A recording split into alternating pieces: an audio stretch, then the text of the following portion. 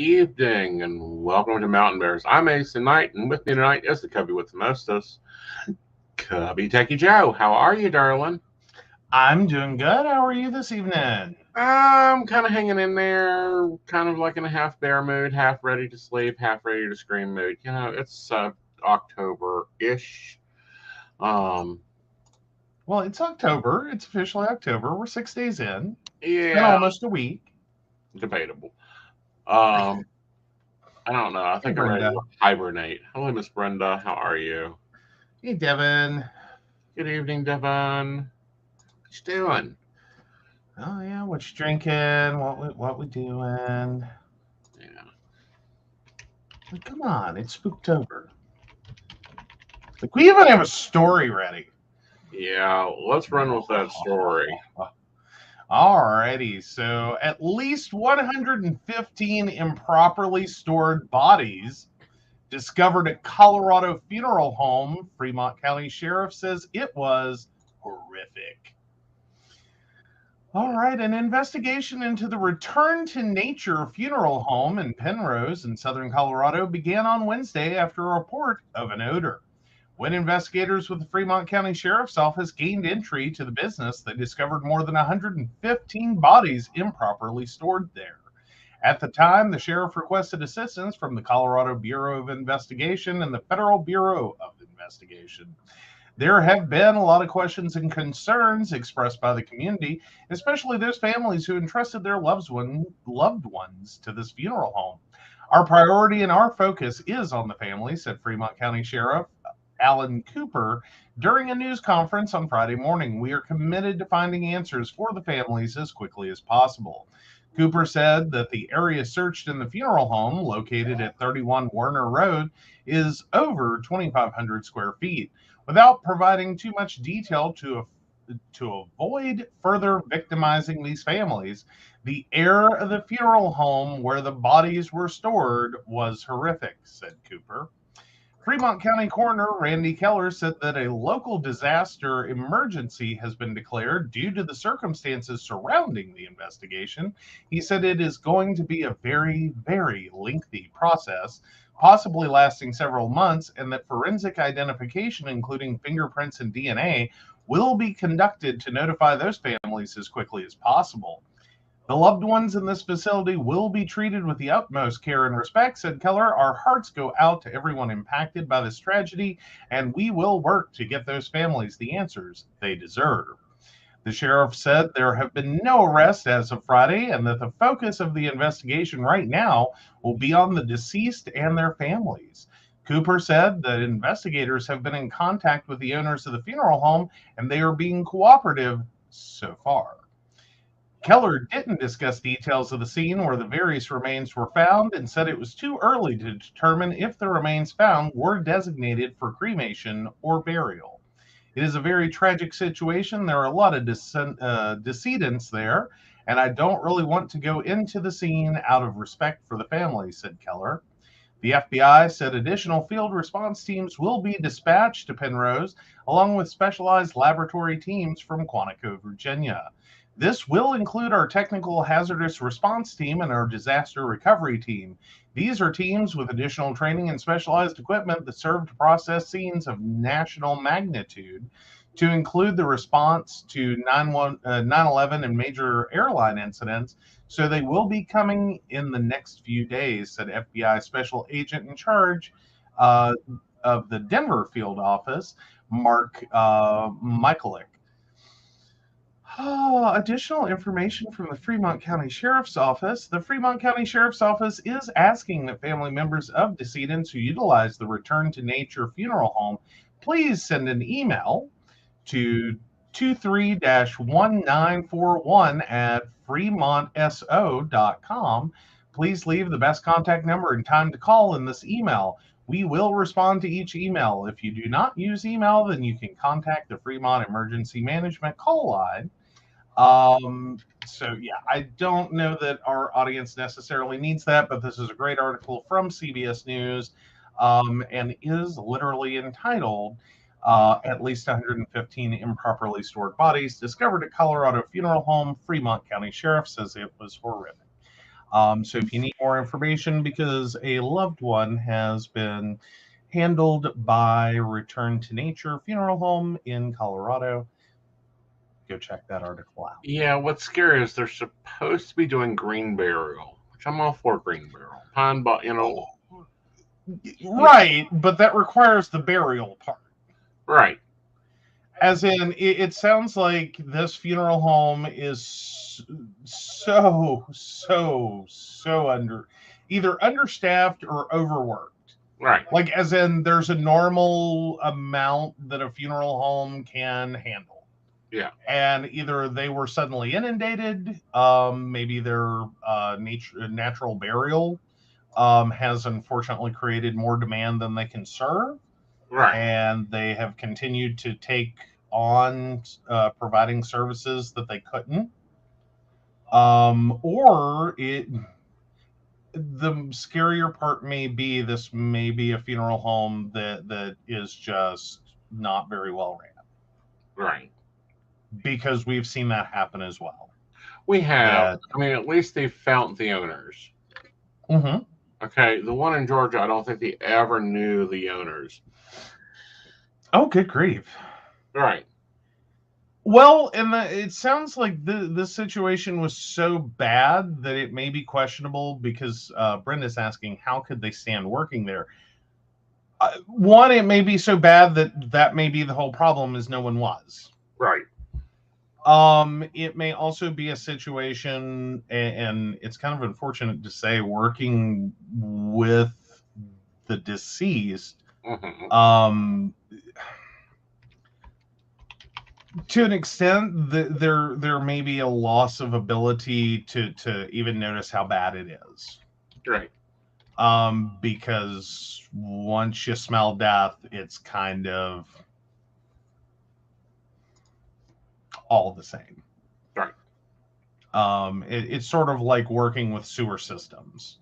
Is once you smell sewer systems, you don't really smell sewer systems anymore. And I'm sitting here doing the math.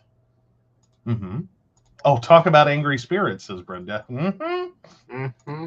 Oh, Devin had gallbladder surgery today. I will certainly agree. You are sore. That stuff, that hurts. Yeah. So yeah, much like Brenda, we hope your recovery is quick and uneventful. Right. Oh yeah, beware of fried food and soup for a while, says Shannon. Yes. Yeah. Beware everything. There's a list. Yeah. No cabbage. That's your immediate. Yeah. No. There's a whole list. Like stick with your soups. Yeah. Stick with your broths. Uh-huh. It's a lengthy recovery process. It takes a while. It does. But no, I'm doing the math here, and if it's only 2,500 square foot, it was half filled with bodies. At 115 bodies, yeah, I mean, but that depends upon what we're talking. Are we talking about like we ran out of freezer space? We had, and I mean, this is getting a little graphic, but like we ran out of freezer space. We just had bodies lying down the hall and tried to cut the AC down and just like hang in there while we catch up. Or are we talking about like more horrific cases we've seen where they're pulling bodies out of the attic and the crawl space? Well, and my question is where? Why were they doing this? Where was it? Mm-hmm. You know. How do you mean where? Sorry. Like where they were storing them, or yeah, like why this is an crawl intense spaces search? and attics and back room closets. Well, I mean, it's kind of degrees of are we talking about like an unfortunate incident? Yeah. Because we kind of saw this start with COVID. Mm-hmm. Of the unfortunate incident of funeral homes and just the sheer volume of deceased. And like, you know, we're putting cooler trucks and stacking bodies in them. Right. And it was like we're doing everything we can as fast as we can, and this is not meant to be an indignity. We're trying our very, very best. Well, but we've also seen funeral homes that were literally just taking the money and running. Yeah. and just like embalm them and shove them in the attic. Right. And cremate them improperly because it was easier to cremate than to bury. It was less work.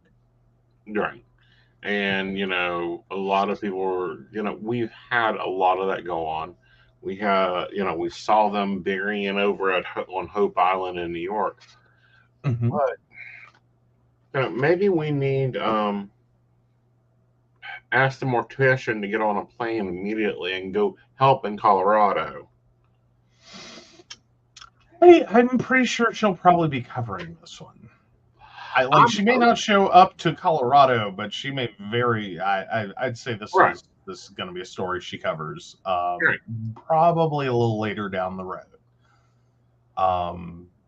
Because if this doesn't end up in a court case, Right. Because we're not talking about there was a couple of body mix up. Mm-hmm. Because again, it's horrific to think about, but there are accidents that happen. It is a business. Things go wrong. Right. Well, it's like the one the funeral home director in, I believe it was Maine, that just got overran. Yeah, and that's what I'm saying. Like that's a horrific incident. Mm-hmm. Is that this wasn't someone trying to be inappropriate. Right. It's just, what do you want me to do? Right. Like we're up to our ears over here. Right. Like, and there's nothing I can do. Right. Like, all I can do is what I can do, and there's nothing more I can do.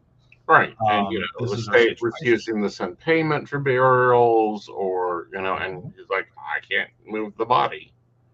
Yeah. Like, cut me a check.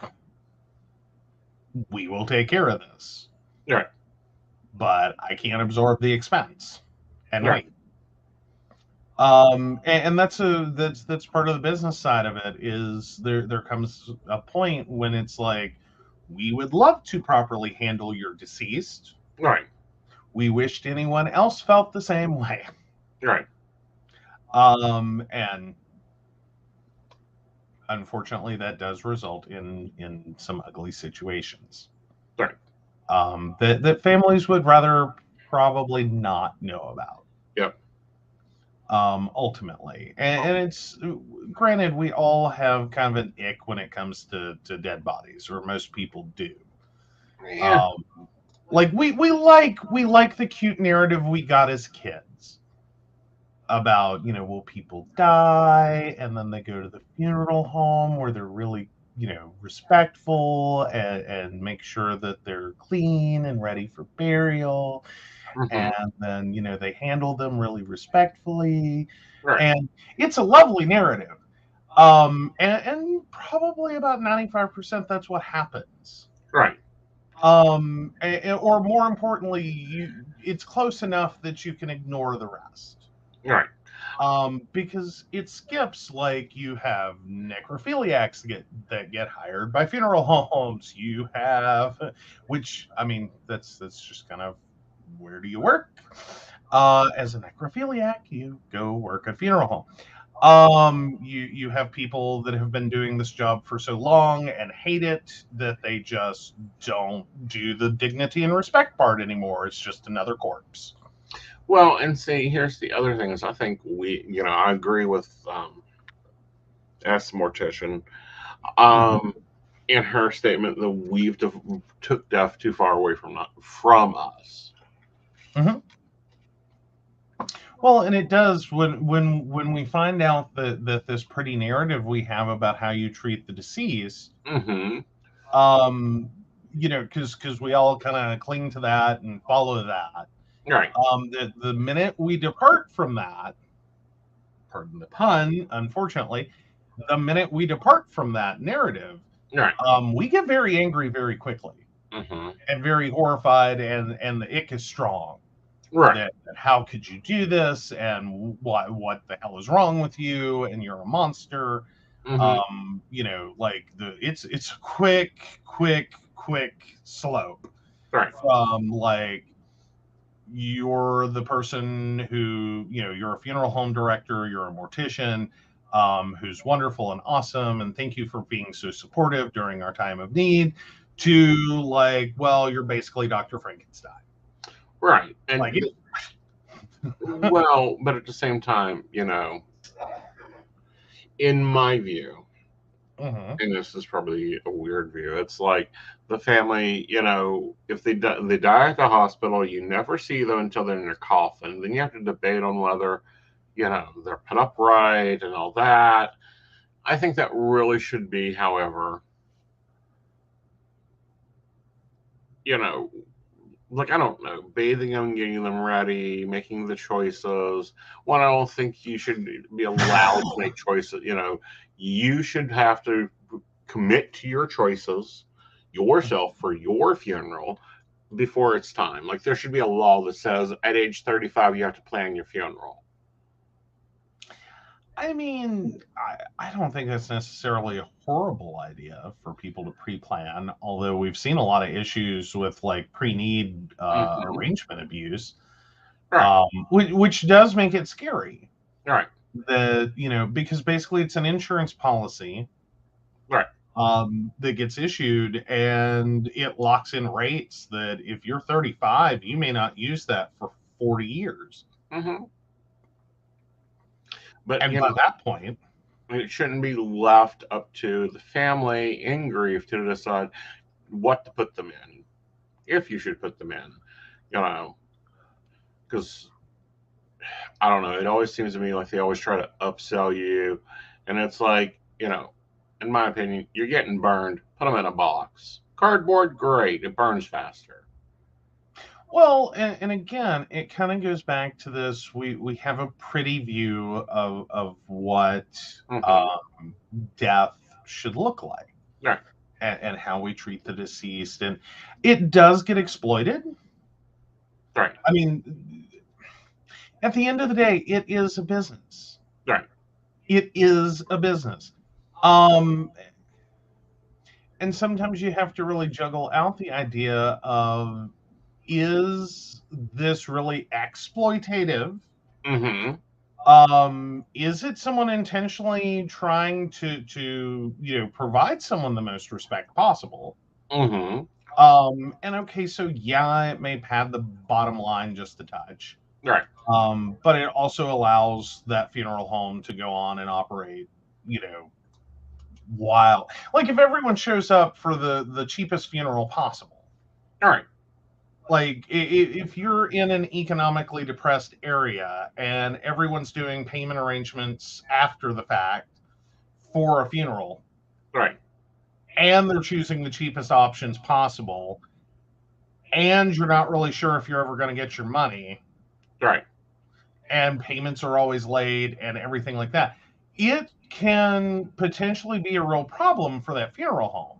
Right. Like, if you're talking about a funeral home in an affluent area where most everyone pays in full, either as pre-need or as at the time of death, then they can afford to take some hits Right. and have a couple of people that just don't, pay up. Right. But frankly, once you do the service and they're buried, Right.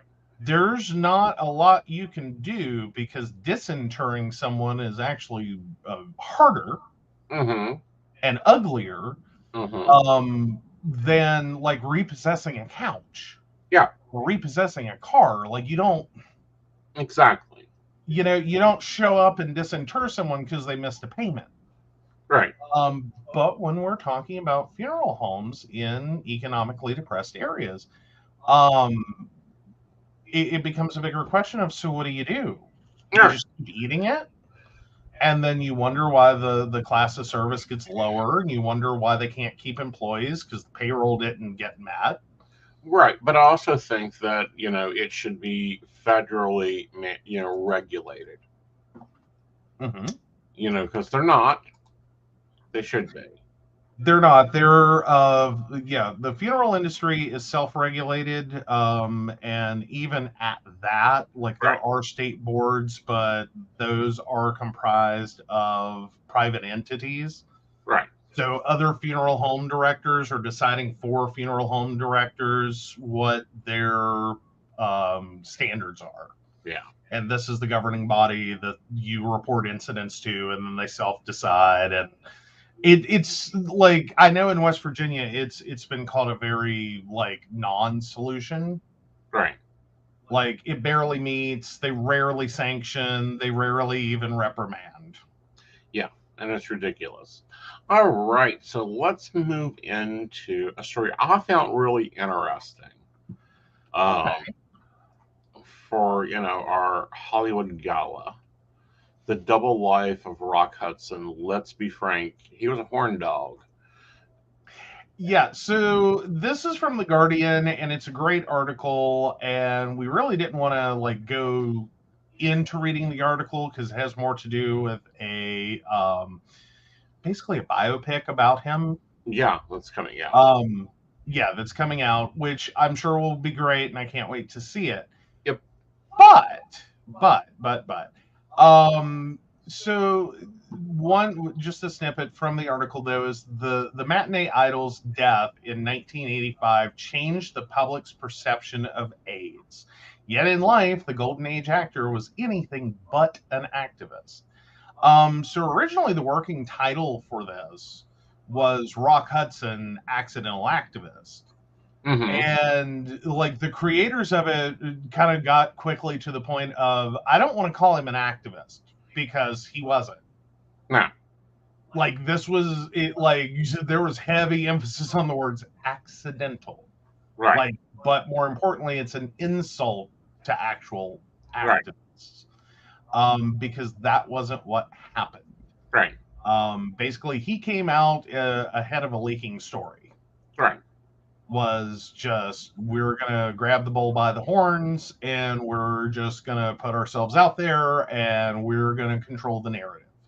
Well, and I think he controlled the narrative about everything. Because Mm-hmm. everyone saw him as the playboy, the heartthrob, Well, the apparently he was. It's just if you think he only was a heartthrob to Mhm. women, you're Right, wrong. And I don't know that like there's Rock Hudson falls in that category of there was so much cover up trying to separate fact and fiction right, is really difficult right.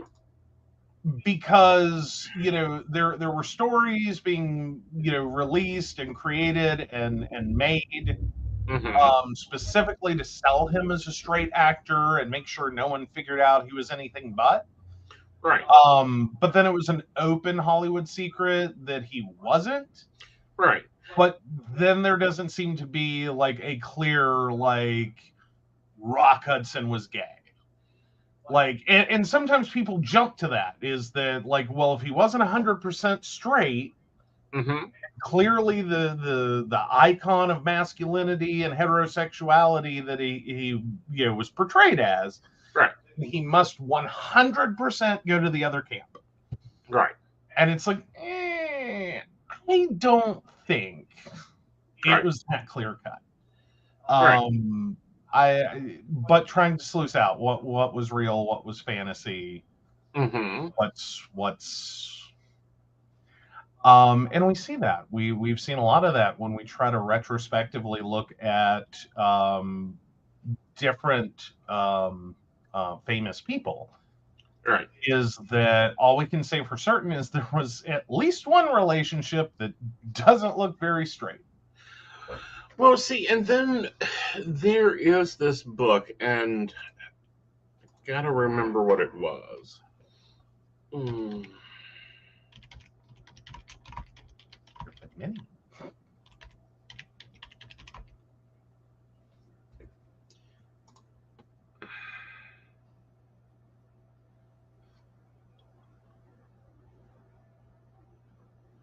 But anyway, it was talking about like there used to be like this little like yacht club for all the gay actors, and it was basically a Hookville. Um, and they just had a bunch of trailers. Right. Well, I mean, you've got a few different things going on in Hollywood Right. during like its golden era. Right. That was shielding, actors from publicity, Mm-hmm. and was allowing them to just go do whatever they wanted to. Right. And like you had businesses that were doing this as a covert thing.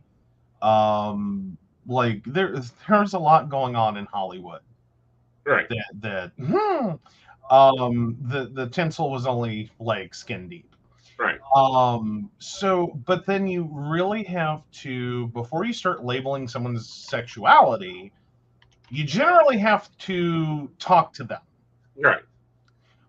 Okay, but then that poses a problem because we're trying to use words in 2023, words in 2010, words in Right. 2000 about someone who died in 85, Right. and there's a struggle. Mm-hmm. Let alone if you keep going back further and further in history, trying to like the idea that you could, well, here's an idea. If you were to, and I know you're going to smack me for this later, but if you were to do mediumship with Rock Hudson, Mm-hmm. like assuming that's even something that you could get a relative to want to do mediumship with him, to make the connection for this to even work at all. Mm-hmm. Full Service is the book. Well, right, but how likely do you think that their 2023 worded question Right. to someone who died in 85 at the height of the AIDS, or at the height of Right. AIDS, how well do you think they're going to be able to take in, understand, and respond to? And I mean by they, Rock Hudson, the words that we're using to describe sexuality in 2023, and then utilize those to communicate clearly Right. who they are. See, and that's the problem I think that we get into. Mm-hmm. We make judgments now. We try to apply words of now to then, and it's like, is that how it really is? Is that where it's at? Is that where it balances itself out? And Well, I yeah, don't think so. because you've got now like the Book of Gay History. That's a really fun show. Definitely go check it out. It really digs into a lot of different famous Right. people, and the fact, at least, Right. they weren't 100% the like of heterosexuality one may take from history. Right. That they were maybe not so much. Right. But then again, different era, different languages, Mm-hmm. different ideas, and how far did those relationships, were they even able to go? Right. Because there's conversations that they have on that show about Abraham Lincoln Mm-hmm. and his roommate. Then you have the conversations about Eleanor Roosevelt Right. and whether or not that whole relationship was even physical. Right. Like, as in, it may have been non-heterosexual fantasy in her letters going back and forth that never kind of. Right. And then you have the other side of this. Well, you have to look at, homosexuality didn't get taboo into the late 40s. Well, I don't think we have. And again, that gets back into labeling it. Like, I don't think we labeled it. I don't think anyone really was Right. paying all that much attention. Right. And now someone has gone freaking cuckoo with the Brothers label printer on everything. Yeah, we are going to label this gay. We're going to label it bi. We're going to label it pan. We're going to label it straight. We're going to label it. And I mean, and then it's like, how far back do you want to go? Yeah. And again, you're viewing it through glasses of the 21st century and what we now know Right. or what we now think and how we would term what we're seeing Right. may not have been quite so much of an issue. Right. I mean, because here's another instance that you can look back in history: the original YMCA policies on nude swimming. Right. How innocent was that? Right. We have lots of men and boys in a pool together, and they're all naked, Right. and okay, you do that in 2023, you're a fucking pedophile. Right. You're going to prison, dude. Yeah. This is a pedophile party, and your ass is going to an electric chair one way or another. Right. Like, we can't even conceive of the punishment for this. But that's you the back thing. up, and this was normal. Yeah. And a lot of things were normal in general, comparative to now. We really did not get as critical with things until the late 40s. Mm-hmm. Okay. Well, and then they have long-term history behind them. Right. Because from somewhere between Rome and the 1940s, Mm-hmm. we apparently didn't think about pedophilia at all. We didn't care. We were kind of cool with it. Well, I mean, human history mm-hmm. was kind of cool with it. Like, okay, well, that's what you do with your benefactor. That's a form of relationship. Right. And I'm sorry, I don't mean to equate the two. I'm just sitting here having a moment of like, I feel like we almost have to start there. Right. With the more like, go, what the item? Right. Before we can even go, okay, so, all right, so we like, apparently human history was cool with like having sex with kids. Well, see, and then the thing with that is you have to reconsider what is considered a child. What's considered a child, or like who and what is considered a child? What are we protecting them from? What was their social class? How much do we care about social class in regards to like what rights you had or didn't? Right. Then we have to go down this whole rabbit hole of like what is considered sexuality but isn't considered sexuality, even though it's sexual activity. Mm-hmm. And it's like, we still have people struggling with men who have sex with men, and the fact that phrase exists. Right. I mean, this idea is that you're an adult at 18. Mm-hmm. Really, it's a new age thing if we look at human history. Well, yes. But get this, and this is what people don't get a lot of times, is, we're getting ready to go into the Christmas season, so yeah, I'm going there. Okay. Mary was probably age 12, married to probably a 46-year-old. I mean, possibly. And it wouldn't have been weird. No, it would have been normal life. That's what happens. And like, okay, cool, this is the thing. And again, this all kind of centers around like trying to prospectively look back in history and judge people in history. Right. And then try to do that in our context. Right. Versus theirs. Right. In which, okay, was this abnormal or normal? Mm-hmm. Like, was this just going on everywhere and no one really cared to comment and it was not a big deal? Right. Or is this like, holy crap, I cannot believe this is happening? Right. And what social value did it have at the time? Right. And so you kind of have to, it's not a short dive into history to go yank all of the homos out of the closet and be like, here you go, here's our historical homo fathers. Right. And our lesbian mothers. It's not that simple. Right. Because many of these people, what are you talking about? Right. What are we even discussing? Right. Like, okay, fine, this was a sexual behavior I was involved in, but Right. it didn't have any meaning. Mm-hmm. It wasn't like it wasn't a statement.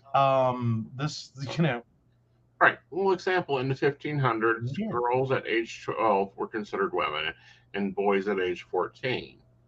Mhm. And even then, that was boys Right. could be considered adults at that age. Right. But even still, it meant that, like, to realistically be considered a man, you are going to have to be able to support yourself. Right. So just the fact that you could, it's sort of like you can be emancipated and be considered Right. an adult at 16 now. Right. It doesn't really mean that you are Right. an adult. You can be. There are many people that I think are adults at 16, at least functionally. Right. Now, by no means does that mean go pick one up at a bar, or outside a bar, or at a playground, Well, and or at see, a mall. that's the thing. Like, And that's the thing people rarely get, and is right there. You really do not, begin. If we look back in history, adults were ones that could do their job, provide for themselves, did not depend on their families. mhm. And realistically, it may be more about abuse Right. and abusive situations Mm-hmm. than it had to do with our modern context of, like, raising a child until adulthood Right. and having a realistic expectation that they are now an adult and can take care of themselves. Especially when you talk about this in terms of class, Right. because that's sometimes where the real divider line is. Mm-hmm. Is, like, if you're talking about a wealthy, person's child, Right. well, they can be a child until like 30, Right. and they're perfectly supposedly innocent. But then when you start looking at lower class, like socially, Mm-hmm. economically, socioeconomically, lower class individuals, like, we were yanking 5-year-olds and sending them to workhouses, Yeah. and they were separated from their families and just lived in like little tenements. Right. And we didn't care Right. And because, and I believe it's age 12 you could enter the world of service. mm-hmm. Mm-hmm. So again, how much does that influence our ideas of what an adult is? Like, I think if you work 18 hours a day and you draw a salary, Mm-hmm. You're an adult. I mean, it sounds kind of adult to me. Right. But at the same time, I don't think we could even historically go back and look at a 12-year-old working 18 hours a day and drawing a salary and not just find it like an absolute travesty. But Now, we can. 2023 us. 23 us can, if you do not understand the structure of human existence at the time. Well, but it also doesn't mean it was right. Right. Well, but when the human existence life was 25, 20, 36 years is the best you could live. We're dirt for a reason. You realize that in modern history, we're dirt. Yeah. Like, well, we've barely been here. Like, if the existence of the world were a clock, No. we've been here for a couple of minutes. When we look at the existence, when we look at our ages, go back 400 years, we're dead. Oh, yeah. No, yeah, I see what you're saying now. Okay. Well, and so effectively, like if we've only technically in the great big giant world existence clock been here for a couple of minutes, Right, each generation has been here for hundredths of a second, maybe. right, And that's based on current life right, expectancies, not the generations that ticked by in like a millionth of a second right, because they were here and gone. Like they were lucky to live to 24. right, So, if we want to talk about why puberty happens when puberty happens, right, it has more to do with our historic evolution and the right. fact that we have it. And oddly, we're going backwards on that clock Okay. because there have been statistics on that kids are hitting puberty earlier, Yeah. which is really weird. Not really if we look at what they're getting in their food. Okay, well, granted, if you want to talk about hormones and food, that's fair. I'm just sitting here going evolutionarily and adaptively, Mm-hmm. I would almost expect to see puberty start hitting. I mean, if we're talking about we've basically doubled life expectancy. Mm-hmm. At some point, we should have seen puberty hit at like 21, Right. 25. Right. That these would legitimately be children, Right. like incapable of like sexual reproduction Mm-hmm. until a later age. Right. And then we hormone coded our food and actually pushed that number backwards, and it's Right. kind of weird. But even before we were really doing that, Right. it kind of held Right. and didn't become like, okay, boys now go through puberty at 18 instead of like 12, Right. like what I would have expected. Right. Because again, it should have been tied more closely to total longevity. Right. But we only got total longevity of what we're currently at, probably within the last 50 years. True. Well, but no, we've been. I mean, granted, it moved up very slowly for Mm-hmm. a long time. Right. And yes, okay, so we've had the massive life increase or life expectancy increase happen in the last 60, 70 years. Right. I mean, roughly since the 1950s. Like we conquered a lot of stuff in the 30s and 40s. Right. And then, so by the generation of the 50s and 60s, we Right. should have started seeing, because some of us are a couple of generations from that, Right. we should have started seeing that clock slow down. Right.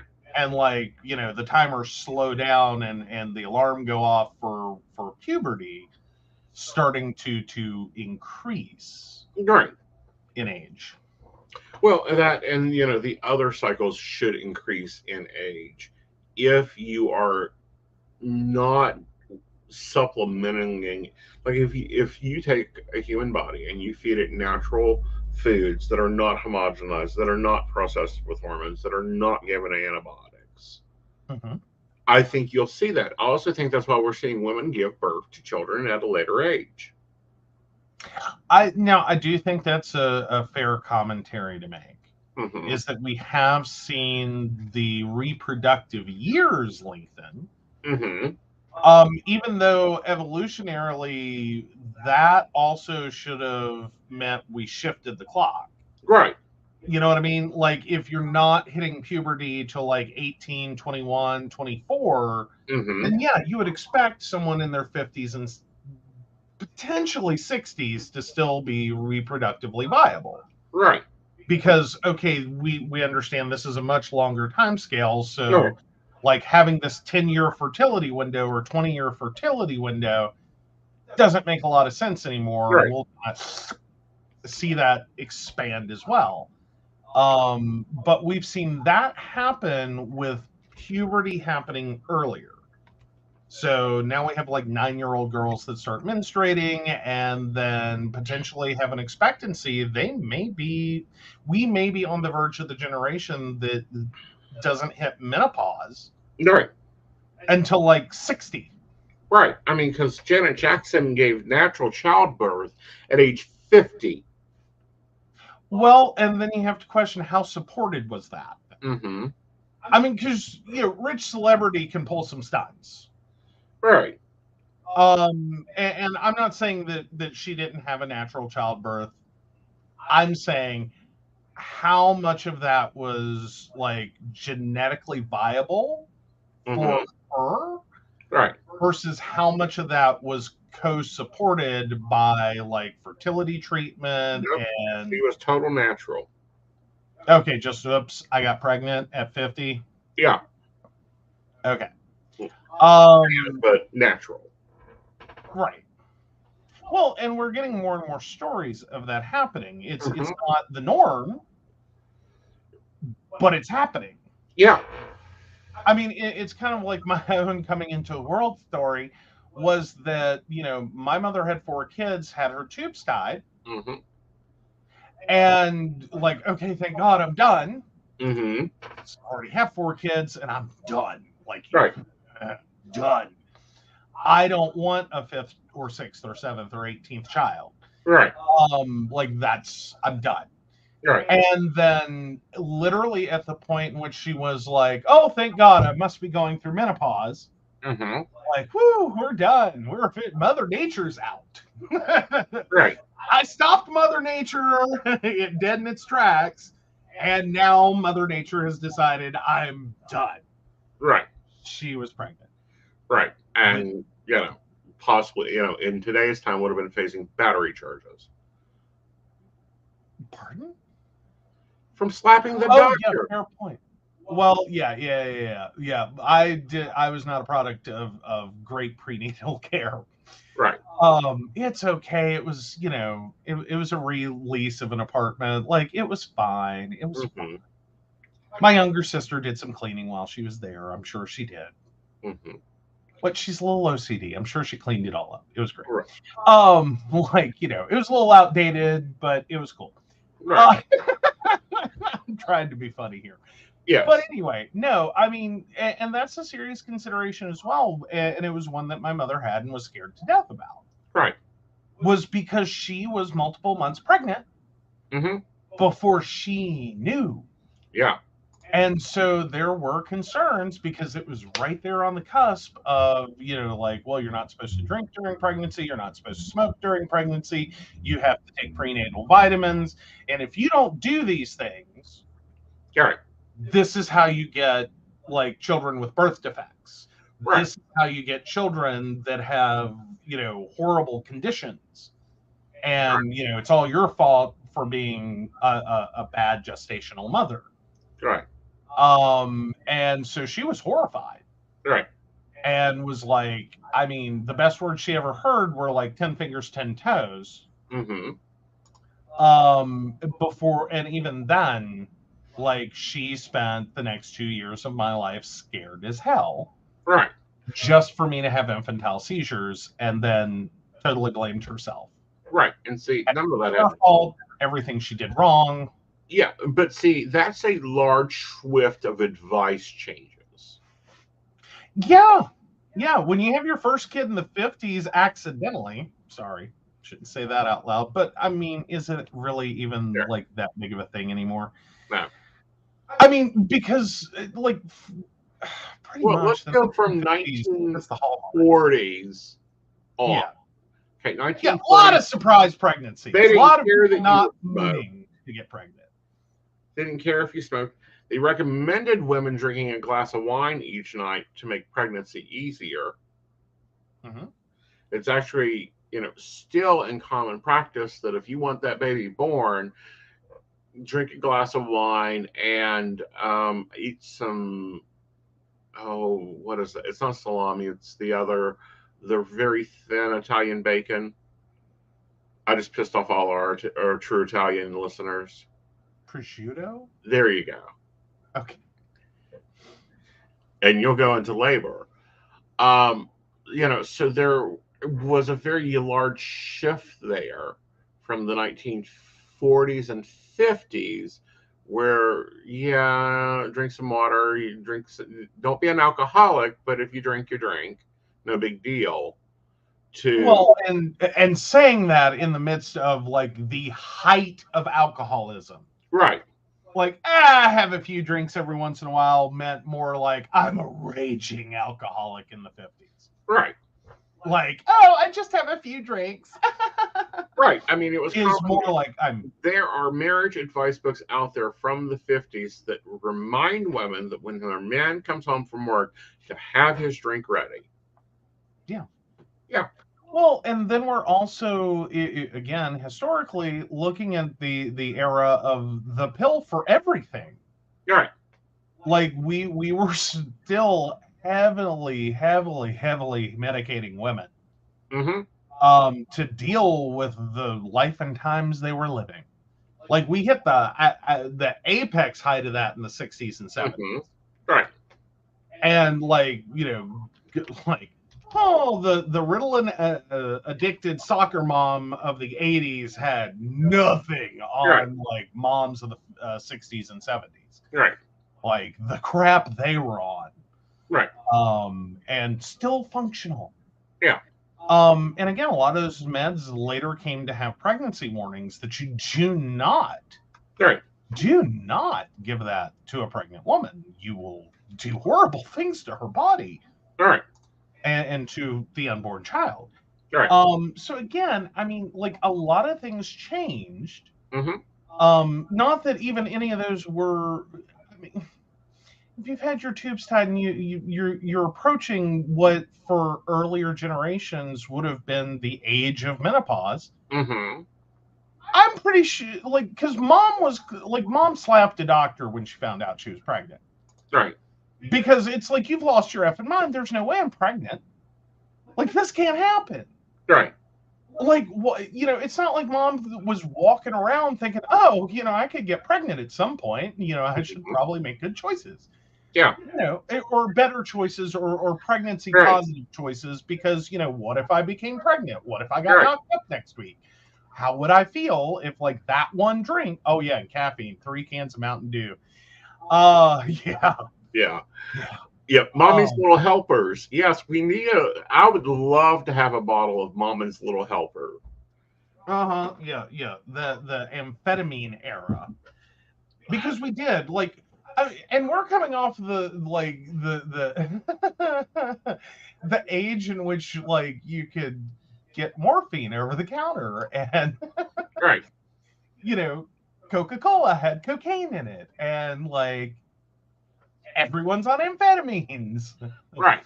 Like we use them for diet and weight loss. We still use them for diet and weight loss. Yes. So all of this taken together, it was a wild shift between the 50s and the 80s. Right. And then, yeah, some things have changed since the 80s. I will totally grant that. Right. But it was not the major rocket shift. Right. Because we had a massive shift between the 50s and the 80s, between the 80s and I'd say today. Yeah. We've had incremental things. Right. And we've gone on to refine some things, but oh my God. Yeah. Like it was not the like complete shakedown between becoming a mother in the 50s and becoming a mother in the 80s and what you were supposed to now know. Exactly.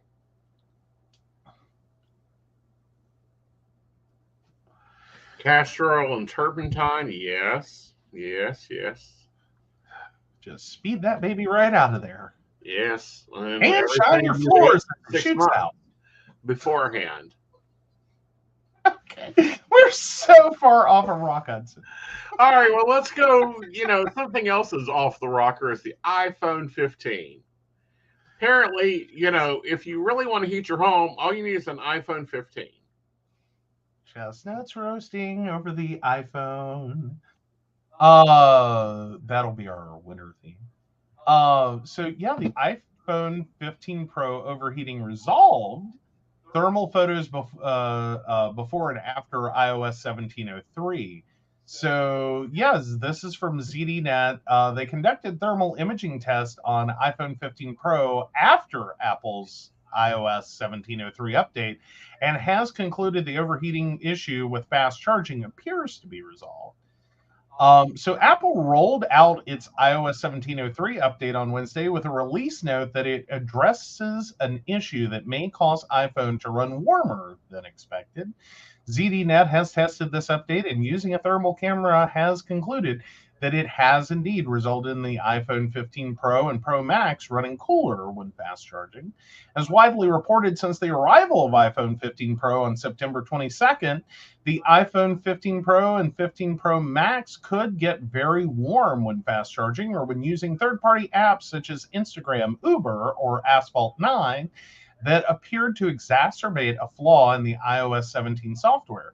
Apple insisted that the overheating issue was related to a software bug and was not related to the new hardware or design in the iPhone 15 Pro models, which introduced a new titanium frame with an aluminum substructure to replace the stainless steel frame from the past several Pro models.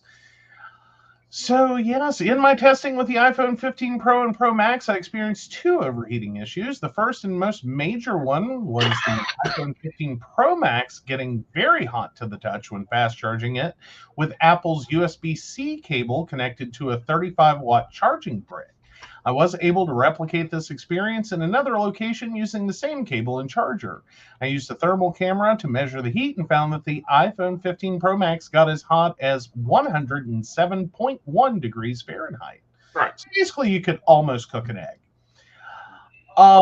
This was much hotter than other iPhone and Android phones, which typically max out at 85 to 95 degrees when fast charging in my test. The hottest any other phone got when testing in the same conditions was the Samsung Galaxy Fold 5, which got up to 98.7 degrees Fahrenheit. Mm-hmm. The other overheating issue that, and this is the author when I'm saying that I noticed in my iPhone 15 Pro review appeared when jumping between the third-party camera app Halide, an Apple stock camera app, while I was shooting a lot of photos outside on an 82-degree day. When I would swap back to the Apple camera app, say that 5 times fast, it would very briefly display a message saying iPhone needs to cool down for 1 to 2 seconds before I could start using it again. Halide has also issued an update to its app that appears to have resolved that issue. So yeah, apparently downloading that update, which there were some questions before Apple released that update when they were talking about releasing it. Right. There were concerns that they were just going to underperform the phone, Right, and just drop its processor speed to offset the heating problem. right. But that is not what they've done. It was a software, is what they're claiming, and what it appears to be was a glitch. Well, and what they're actually saying is it isn't us, it's everyone else. Fundamentally, but it's basically you screwed up, and everyone else was unfortunately doing things that created issues. Right. So they have not reduced performance in order to better control the heat of the iPhone 15 Pro models. The author of this article, I haven't noticed any differences in the speed or responsiveness of either phone. Apple Insider also ran benchmarks on the iPhone 15 Pro and Pro Max after updating to 17.03 and detected little or no variance with the pre-update benchmarks in both phones. Right. So when they say little to no, it means honestly, if we ran this benchmark 15 times, we're going to get some fluctuation in variance, right, regardless. And that's basically what we're seeing is right. no more than like a margin of error fluctuation. So there should be no difference. So maybe you won't get a light burn from your iPhone. Well, or be able to cook breakfast on the train. Yeah. Just play this game or charge it. Right. Cook breakfast at your desk. Keep your coffee warm. I mean, kind of an expensive coffee warmer, but yeah, because they were only 20 degrees from a burn to the skin. Yes. Well, we've seen a lot of phones overheat in the past, and it usually has to do with poor cooling coupled with an overheating processor. Right. And or an overheating battery. So yeah, this looks like there was just a minor issue that they were able to fix. Yeah, the human pain threshold is around 106 to 107 degrees. Mm-hmm. And Like we find that uncomfortably warm. yeah. So yeah, the people's iPhones at 107 degrees because they were on Instagram really cuts down their screen time real quick because they'll drop the damn thing. Well, no, I don't think that's quite where they're at. I think what they're talking about is the literal moment where your body starts to conclude that this thing is hot. Right. And that you ought to not touch it. Right. Not that you're in immediate burn danger or you're Right. going to experience a burn, Right. but that this is the minimum temperature that we start to register that something is not like we need to put it down or not touch it. Right. We go a few more degrees before we stain bodily injury, and like this is the early warning that you need to put it down now. Right. It's safer to put it down now. Right. Alrighty. So let's see if you're the asshole. Alrighty. So this one should be fun. Am I the asshole for refusing to pretend to be religious to comfort my dad whilst he is in the hospital? So I, 23 female, was raised in a very, very religious household. My parents are Sunni Muslims, and from when I was 5 years old, I had to wear the hijab and pretty much had religious dogma shoved down my throat. When I was 16, I tried to take off my hijab, and my parents freaked out. My mom even cut off my hair in an attempt to force me to wear the hijab. Eventually, once I was 18, I managed to escape via university and had very limited contact with them since. Luckily, I am in Canada, so there wasn't much they could do to me once I turned 18. My younger brother, 15 male, reached out recently to say that my dad is quite sick in the hospital and keeps asking for me, and I asked if I could come and see him and wear the hijab just to give him peace in case he does not recover.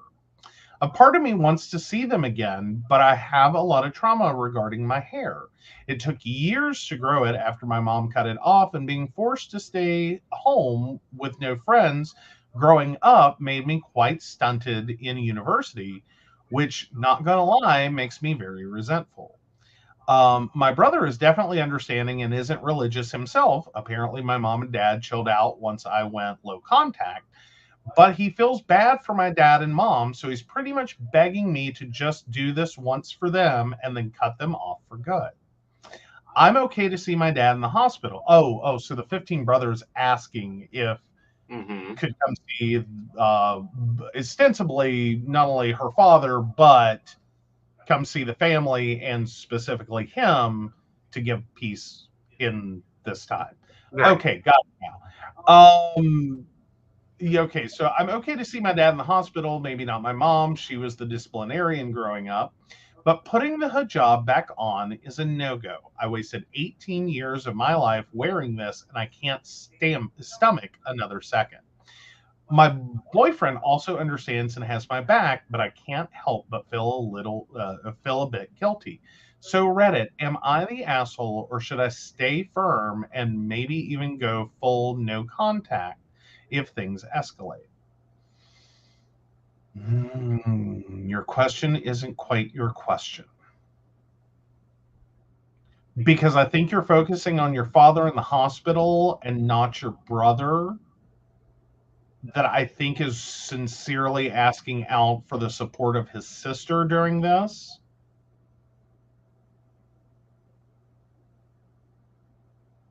But I fundamentally have to say you're not the asshole. No.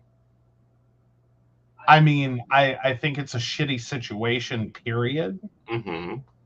I don't think you're the asshole for not wanting to see your father, especially if it means putting back on a religious garment that you were forced to wear.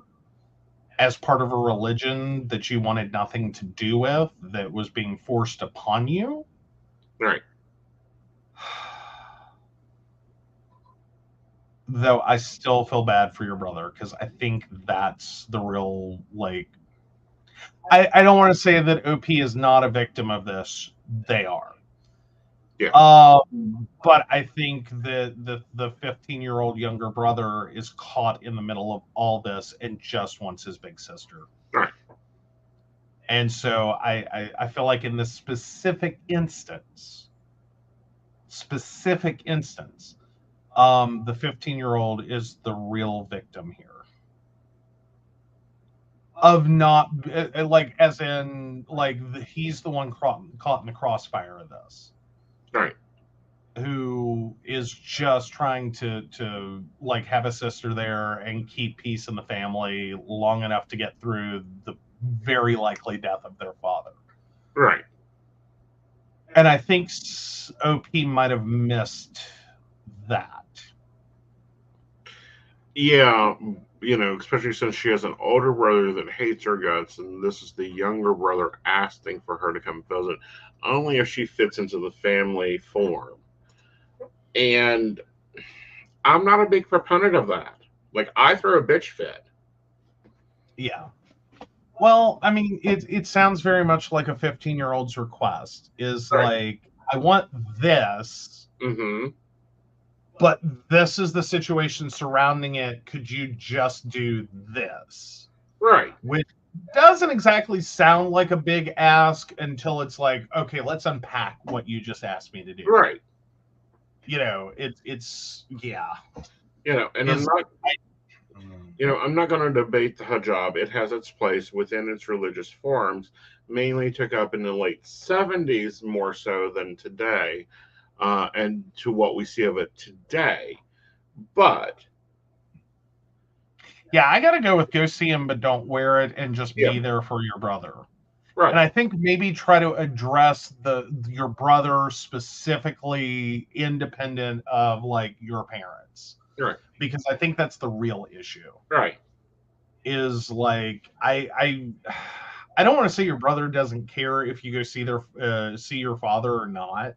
right, I think there's part of him that does, but I think the reason for the request is his own discomfort in the right, situation, and he's trying to figure out a way to have you there right. where no one's mad.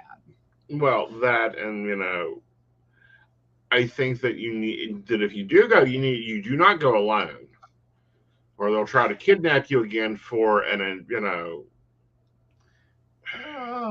Maybe, but no, I think, well, I mean, it depends.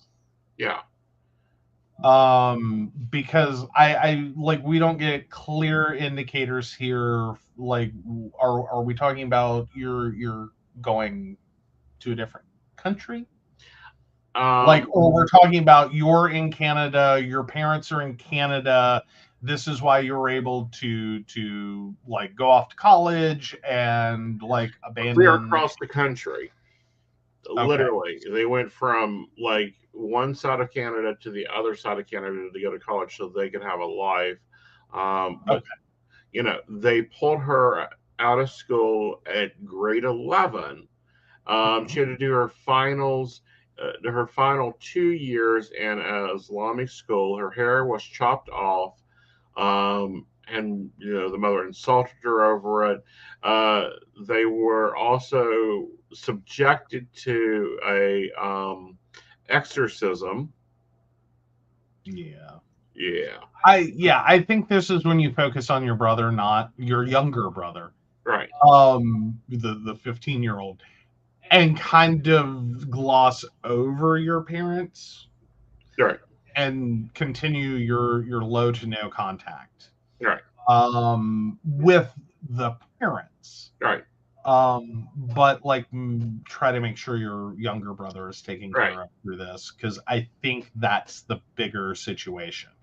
right, And again, that may be an unfortunate reality of like this situation, is that you're not going to be able to support your younger brother.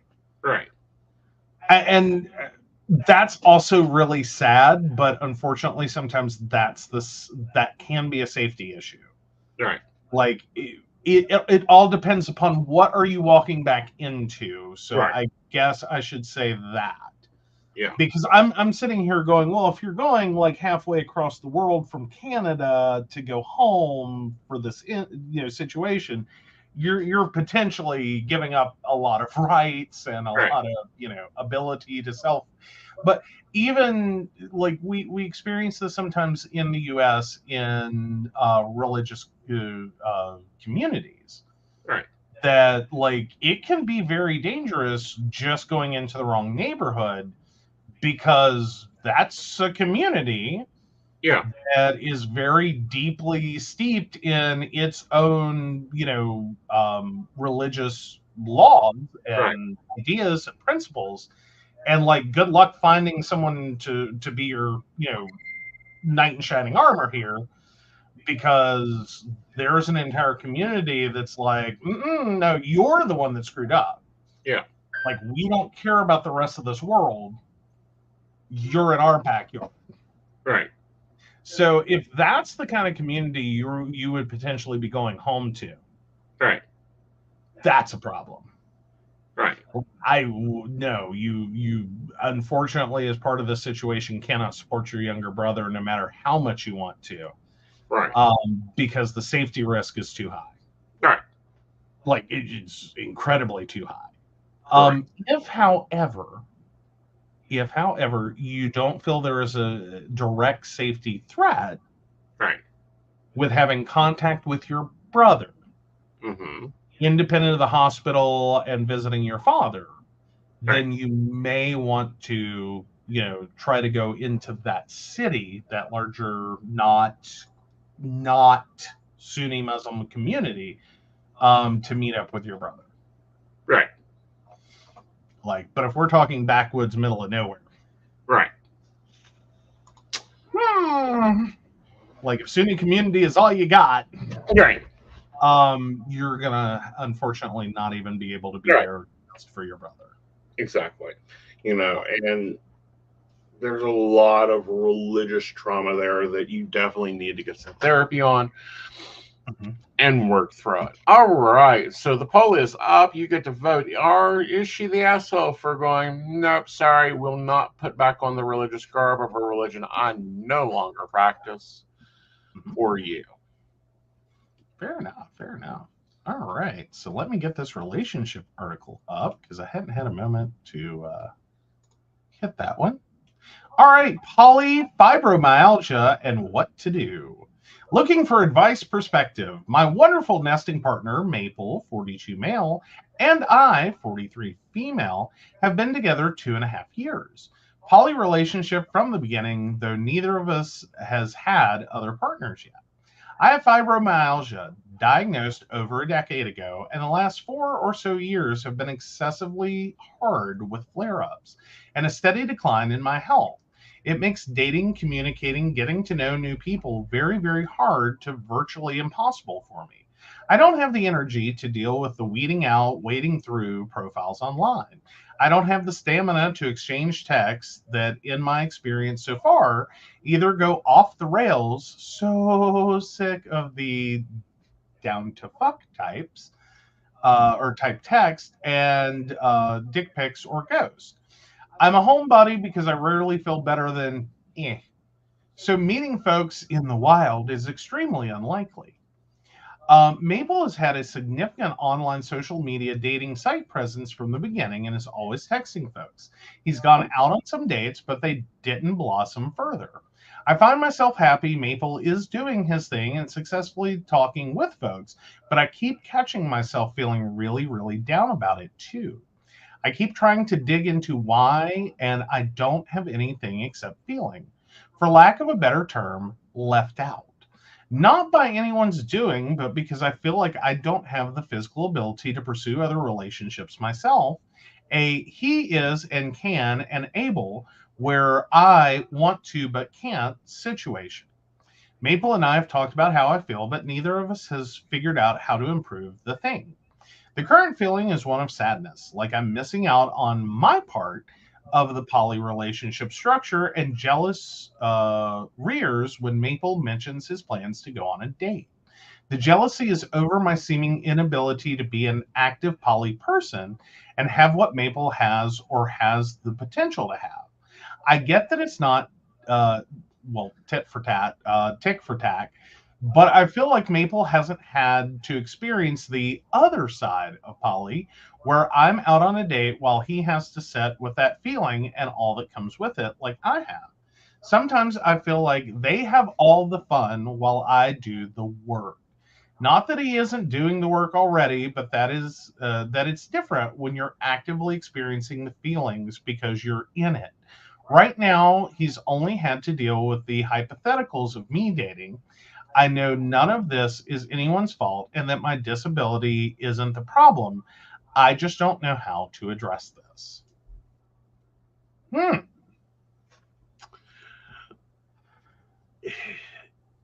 You know, I don't know. What's your take for the moment? I, this kind of digs into the realities Mm-hmm. of relationships when you have a major disparity in health condition. Right. When you have one, assumably, fully able, capable, totally rocking it with their 2 legs, 2 arms, 10 fingers, 10 toes, perfect health, or seemingly so, and one person who has one or more major medical conditions. It's not fair. That's what it is. It's not fair. It Right. sucks. I don't think there's anyone that can sit there and tell you this is fair. Right. It's not fair. It sucks. Um, and I can understand having some like able body hatred. Right. Like, this is easy for you. You have the ability to do this. Right. I'm sitting over here with one arm tied behind my back and a Mm-hmm. busted knee, Right. and I have the same opportunities as you. Mm-hmm. But do I really? It's like, well, just climb this flight of stairs with your busted knee and your one arm tied behind your back. Mm-hmm. And it's like, I can't do that. Or I can do that, but like, this isn't a good idea. Right. This is how I die. Um, Right. it's not fair and it sucks. And I don't think anyone can ever sit there and tell you that it is fair and that it's not gonna suck. Right. And As but for here's the other things. yeah, You know, because I understand where they're coming from about, well, I do all the work and everyone else gets to have fun. We have those. You have those moments. You also have those moments in time when it's like, okay, so that means you have to renegotiate what you need to do and how you need to do it. Texting I do it isn't working. Fine, then you don't text. Mhm. Well, and it sounds like there's also opportunities, but they're Mhm. unappealing opportunities. Right. Like they're not looking for poly just to get laid by anyone that Right. comes along. Right. Versus, and I feel like Polly and Fam kind of nailed this one, and it does come up a lot more than people think in polyamorous relationships. Mhm. Is because it's really easy to sit there and go, "Oh my god, my partner is so fucking popular on this site." Right. And like we've had that. Like We have I'm that all sitting the here time. like, here's the talent, and I'm chopped liver because we go into a different area. His profiles can get hit up like there is no tomorrow. It sounds like someone hit a jackpot in a casino. I'm sitting over here like I might get one that's not a bot. Mm-hmm. And it's like, what am I, chopped liver? Do I need to hang a sign that says too ugly to live from the hump on my back? And if so, whether I use the pearls or the chain, that's a lovely Golden Girls reference there. Pearls. But pearls, always pearls. But no, I like, and I'm not trying to trivialize. I'm not. I'm really not. Right. But sometimes it's more perspective. Right. And I'm not saying that entirely applies here. I think there's a lot of legitimate. There's a difference. Well, Um, but there's there's some major also differences. And what's I think interesting is this is kind of our reverse because I tend to date more, but I'm the one with RA. right, right. Well, and that's true too. But at the same time, well, what I was gonna say is like I think there's a perspective, like there's a health foundation Mm-hmm. for a disparity, but Right. then I think there's sometimes also a filter Right. of perspective Right. that's can exacerbate it. Like sometimes the person always going out on dates isn't having a good time. Mm-hmm. Just like when we have the situation where his, like, you name the app, starts sounding like someone hit the lotto or hit the winning numbers at a casino. Right. You should see these profiles. Like, he is not getting quality, he's just getting quantity. Quantity. Like, there's no quality. Like, maybe he gets one quality every once in a while. Yeah. And more importantly, he's not really looking for quantity. He is looking for quality, and he's looking for more than just, as you're pointing out, OP. Um, Someone who is not just, age, sex, location. Right. Do you have a place Right. available now? Right. And is actually looking to get to know someone and this be more than, Mm-hmm. like, what's your name again? Like, I have your bodily fluids inside me. What's your name again? Yeah, I need to put you in the registry. Yeah, that's not how I date. And that's very annoying. One of our good friends has this continual humor about some men and dating. Yes. Yes. And I personally find it hilarious. Because it's like, dude, you got tame comparatively.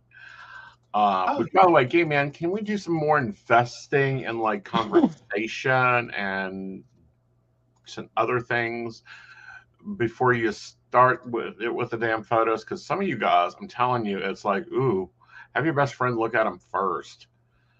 Um, yeah, yeah. Maybe get your best friend to help take. yeah, You know what I mean? Maybe don't send that one first. yeah.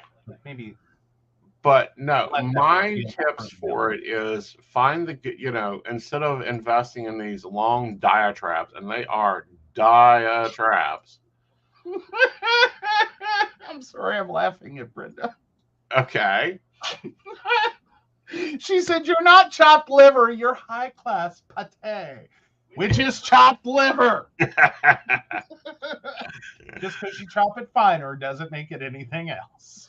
Well, you know, but again, we date differently. Um, in general, and people don't get that a lot of times, and people don't look at that is we date differently. We have from since the beginning. I have my list, an application. You have your check, you know, box now. It fits neatly on a notepad. Yes, mine is more like, give me your Nick ID so I can go ahead and just check the background and see if I'm even interested. Oh yeah, you failed a second grade spelling bee. Not interested. Uh, Yeah, yeah, like the terms and conditions wow. are high. Right. But that said, Yeah. sometimes so it can sometimes chalk up to a perspective Right. difference. That, like, potentially you have more potential to go out on unsuccessful dates that are Yeah. just, why am I here? Yes. This was annoying.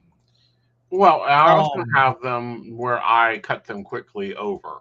Like, I don't waste my energy. And I think that that's the thing OP is missing here is you need to question if they're worth that tenth of a spoon. And if not, Yeah, move on quickly. quickly. Like, stop being nice to jerks. Like, and investing that effort into people who are, as you say, DTF, and here's a dick pic. Right. And just like close, laugh, and move on. Right. As much as you You missed can the to step there. actually, Comment and move on. well, that's effort. That's effort.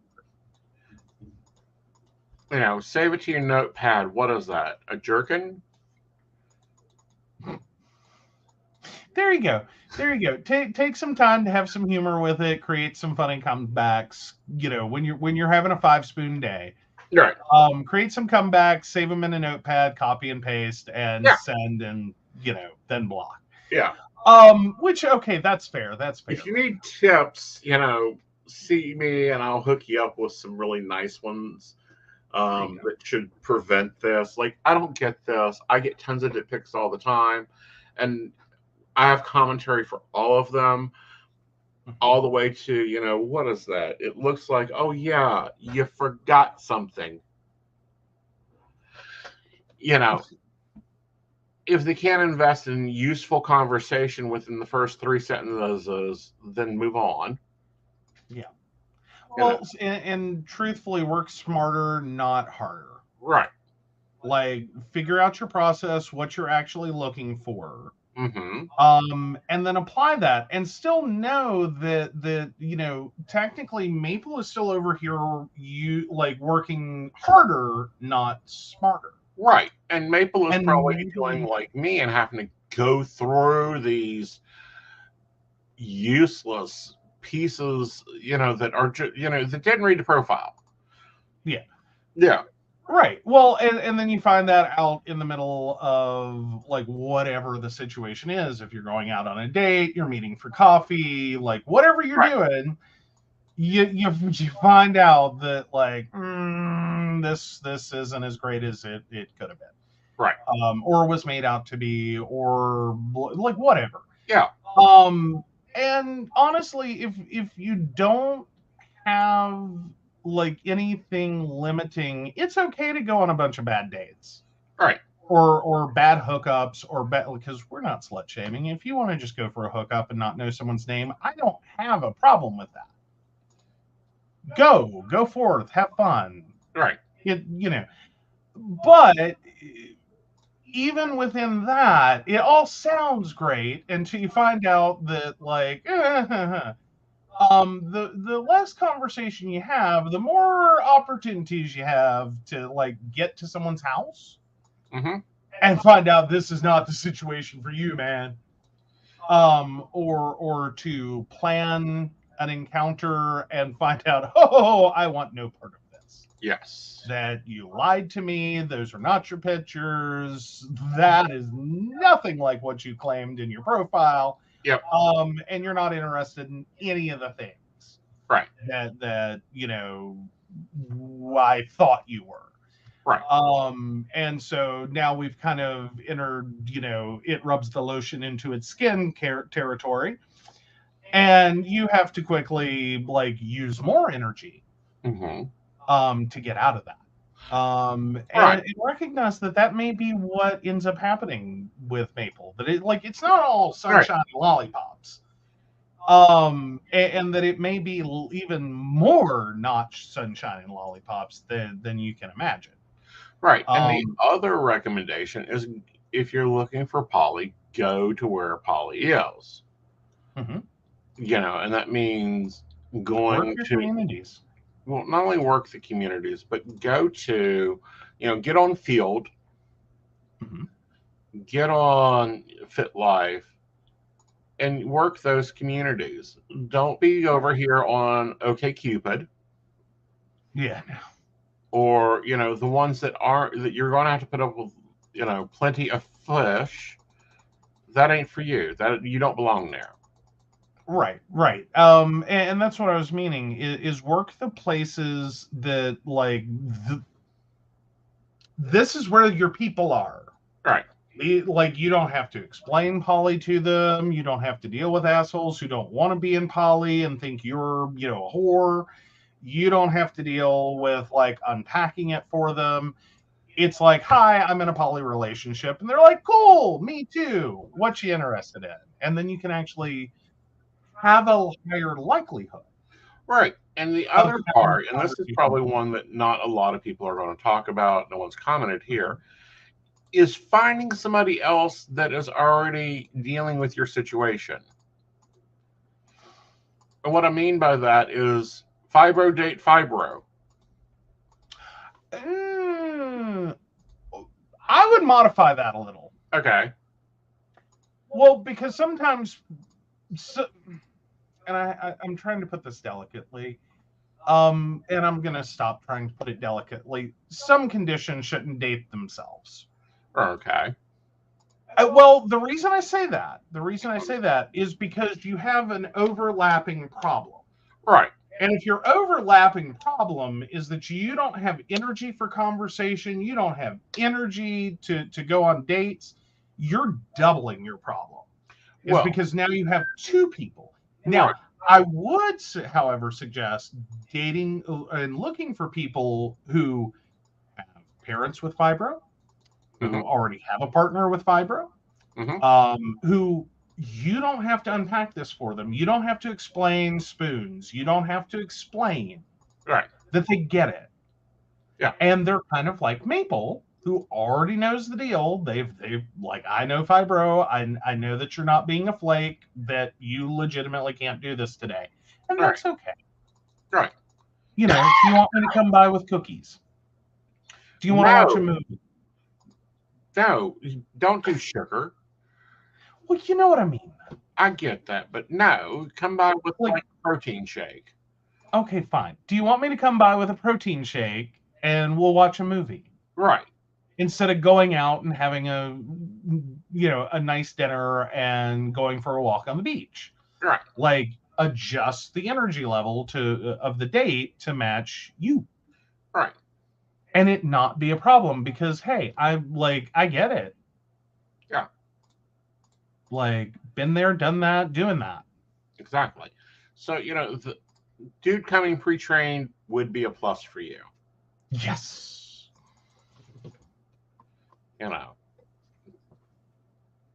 Being a little bit more open to dating at home after like the first date. Good possibility there. You know, and that helps a lot when you don't have to figure out, okay, what am I wearing? Where are we going? How am I getting there? Am I getting in a car today? Do I feel like driving? Do I need them to pick me up? Mm-hmm. Do I even want to do that? How's this going to work? And then the other thing is being upfront, point Mm-hmm. blank, lay it out there. First date, this is your second conversation.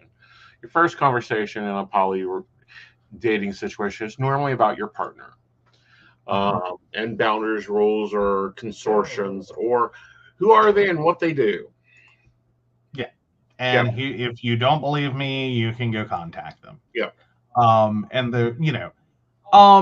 and then the second conversation, if there's anything your potential partners need to know. Yeah. Like, what's, like, and we all have those. It's not just I can understand it can be really hard when you have a major medical condition to feel like you're the only one having to disclose that, like, you have fibro and this is what that means. Right.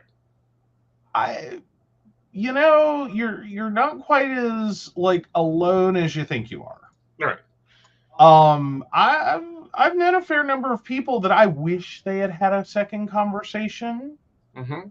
where they outlined a little bit more of who they were, because while it's not a major medical condition, Mm-hmm. it definitely reshades the relationship potential. Right. Like, it's a major life situation. Yeah. And it's like, do I want to jump into that? Like, if you have a serial killer ex, you need to bring that up. You were told that the first date. I know. And I was fine. Right. It's like, oh, okay, cool. That's the price of admission here. Got it. Because I already knew of Dan Savage and that phrasing. And okay, this is the price of admission. Got it. Yep. And then it's like, okay, what else do I need to know? Yeah. Like, we're getting some expensive popcorn here. Got it. Yeah. Gourmet, Anything honey. else? Gourmet. Like, okay, we got the gourmet popcorn. Do you need Raisinets? Do you need soda? Do you what all am I in for here? Dinner and a Like, show normally. going to a movie. Like, what else? Yeah. Like, and just like to kind of let that be known beforehand.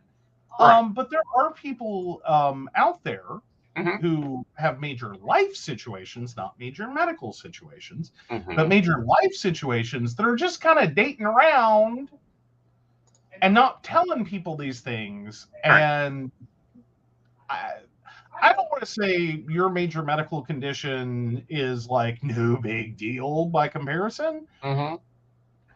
but the fact that you know and acknowledge that this is going to be a part of the process Mm-hmm. is like a massive victory Right. over some of the people out here with major life situations that are just like, oh, I'm gonna wait till like we're in a like 6-month relationship before I drop that little bombshell. Yeah. That like, surprise, I have felonies. Yeah. No, that's pertinent information I needed to know a little bit sooner. Right. Because that can color a lot of situations. It doesn't mean you necessarily discriminate against people who, for instance, have felonies, but that is a major, or can be a very major life situation. Like, are we talking like active warrants? Like, is staying over at my house considered harboring a fugitive? Right. That's a lot different than I've gone to prison, I did my time, I learned my lesson. You can talk to my, probation officer, or my parole officer. I have like, I was a fucked up kid. I made mistakes. I did my time. Right. I got my shit together. Right. Versus like, I got out yesterday. Yeah. Those are vastly different situations. Yeah. And a lot of people get caught up in those.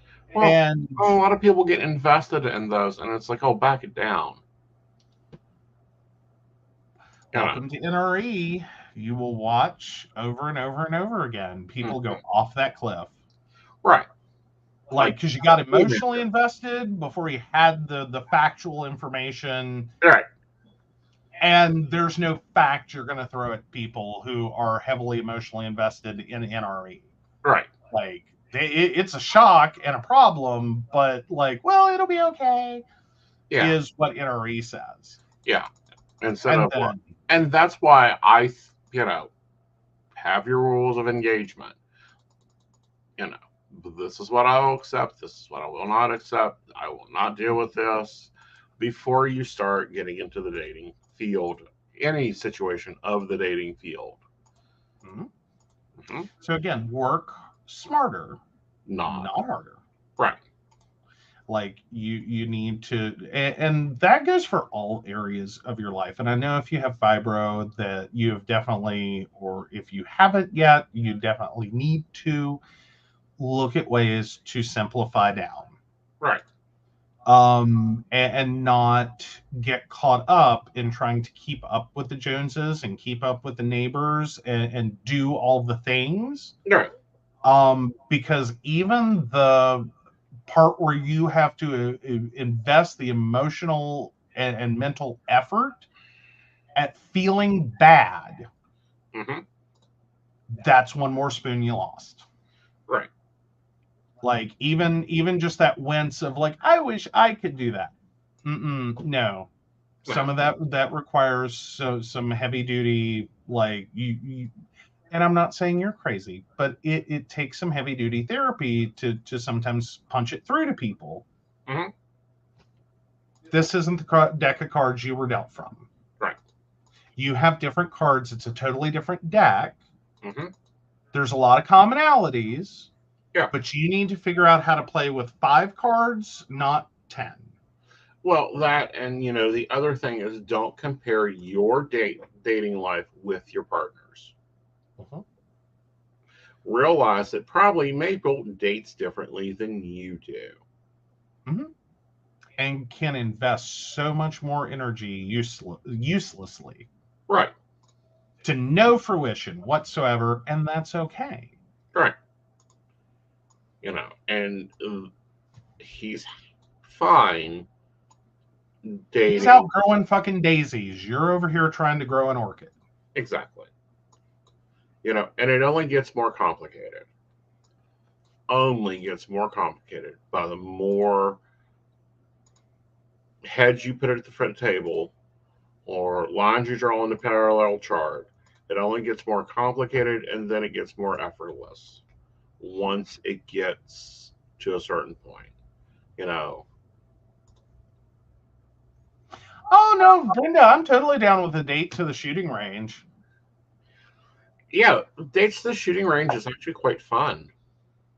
I mean, always increases my mood. Uh, I mean, if you can find a shooting range that is also a chapter of the Pink Pistols, I'm down for it. Like, if I No, gotta go listen to like Fox News and Trump talk, no. yeah. Like, the shooting range isn't the problem. Sometimes it's the people. Well, what has been your funnest non-me date? My funnest non-you date. Yes. Um,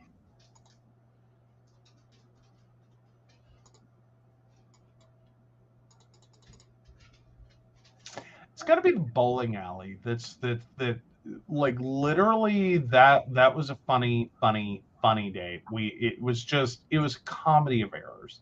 Right. And humor, good humor. Like, it could have blown open my face so bad. Mm-hmm. But we were talking about before the date that neither of us had gone bowling in so long that we weren't sure if we still knew how. Mm-hmm. And so a joke was made about, did we need to use the bumpers or not? Oh, with the fella, yeah, no, don't go to the shooting range. Never mind, got it, Brenda. But there was a joke made about, they would probably need the bumpers just to get the ball down the lane. Mm-hmm. So when we went in, Mm-hmm. I asked for the bumpers. And like there was an initial moment of like, I cannot believe you just did that. Uh-huh. The guy working at the counter fucking lost his shit. Because it was the funniest damn thing he had heard all week. Right. And was like, are you serious? Do you want the bumpers? Like, we were about to make this. And my date's like, no. So anyway, adding, I don't know, insult to injury, comedy to errors to comedy, I don't know which. We got placed on a lane next to a child's birthday party with a mom who had it. Uh-huh. Like husband has abandoned the party. The parents of all these kids dropped their kids off and ran. Mm-hmm. He is alone with a group of like 7 and 8-year-old boys for this birthday party. They have abandoned bowling. They have now taken over the arcade. Uh-huh. And then we get seated next to her, and I think she quickly did the math, and she just looked over and goes, look, I have a kid's birthday party. Y'all have fun. I don't even care if you drink, but could you just not get trashed in front of the kids? Right. And we're like, we can do that. And we had a lovely conversation with this lady. I really think it probably like pulled her out of like driving a van into a lake, because that was about where she was at with this day. Right. Because this was like a 4-hour birthday party. She had not seen parents or her husband in like 3 hours. Yeah. And still had full control of this group of 7 to 8-year-old boys. Mm-hmm. Well, technically, she had given up all hope at this point. But we had a lovely conversation. We even got her to laugh a few times. And we bowled horribly. Like the score was ridiculously, stupidly low. Like her 7 and 8-year-old was doing better before they abandoned mid-frame. Like it was bad. But it was a great date. We laughed our asses off. Mm-hmm. We really, truly did. There was every potential this could have ended at the counter before we got shoes. Right. I took the risk. I would have had told the joke because I couldn't resist it. And I'm like, you know what? If you're on a date with me, yeah, you better have a good sense of humor, because if you don't, this date doesn't need to go any further. Right. Because I'm just going to harm you. Yeah, we're still paying therapy bills. But anyhow. Hey, you survived hiking. I did survive hiking. That's one of my Mauder dates. Well, hey. You loved it. I do.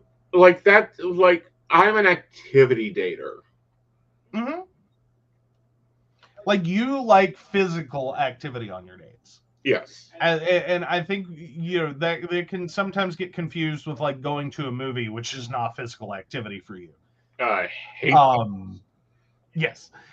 I will say I've had luck over the years. Like I can't, like, do not put me in charge of hotel accommodations. I will take you to the no-tell motel every single time.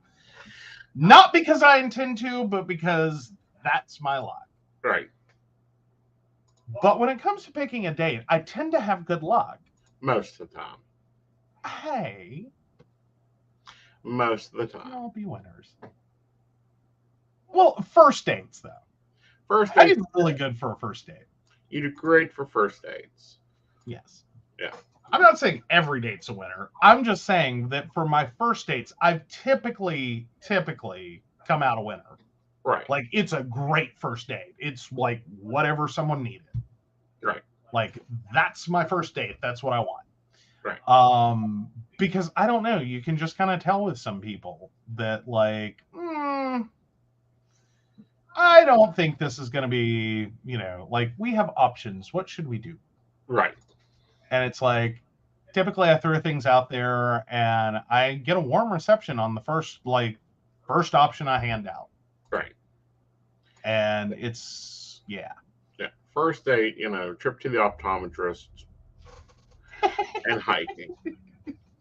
Hey, you were down. You thought it was awesome. I thought it was fun.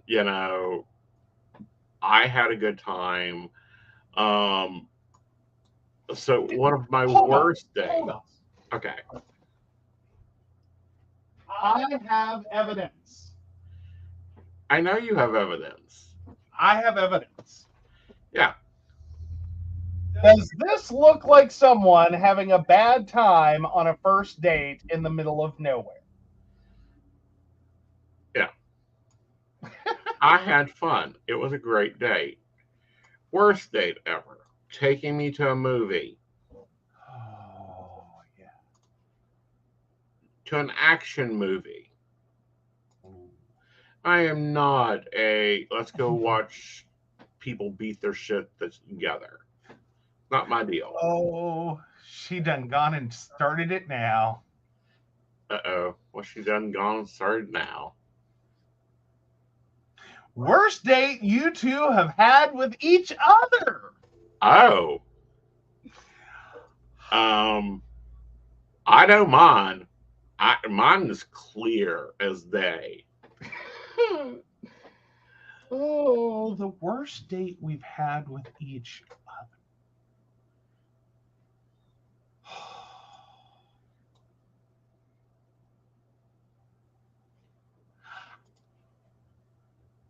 It's going to depend upon if you call it a date or not. Okay.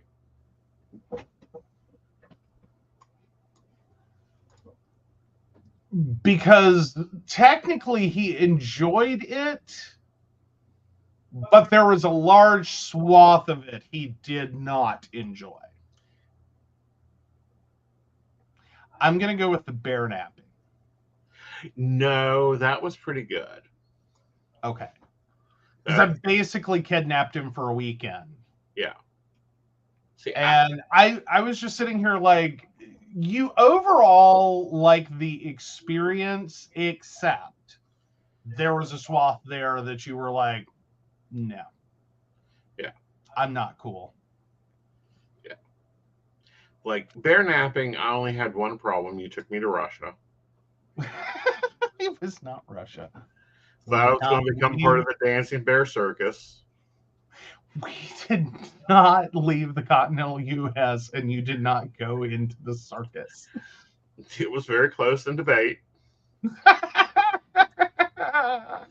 Yes, I took a pic on the first date. I am good. Anywho, that's not the worst date. Okay. All right. What is your worst date with me? My worst date with you was that restaurant we went to with friends and their friends, and everyone had their fingers in everybody's food. Oh my God, that was terrible. We're counting dinner after one of your events as a date? It's supposed to be a date. Was it though? Yeah. Like, I had no control over that one. Oh, yes, you did. What was I supposed this will be fun. Let's go do this. This will be enjoyable. I had a good time. You had the worst possible experience known to humankind. Well, because like you hated that whole restaurant concept. Exactly. Like you were done before we ordered. I was done after I gave my drink order. Oh, yeah, well, but you technically had to fight for it. That's what I'm saying. Yeah. You were done before the drinks were ordered. That or okay, any high class restaurant we've gone to ever, and I'm being serious. Yeah, that's probably my biggest fail for you is I've continuously tried to take you to nice restaurants and it blows up in my face every single time. I do not care how much, like, this place can have like 1,000,000 5-star reviews. We walk in there on a date and it is gonna be bad. I mean, if you want, I will name and shame. So we go out for a steak dinner. This is the first of many. Because it was one of those things. Yeah. I want to take you out to Outback for a steak dinner. Mm-hmm. Great, honey. That sounds lovely. Now, notably, I'm working with Princeton, West Virginia here. Okay. Yes. This is what I'm working with. Yeah. So it takes me to the Outback. That really should have been called Outback.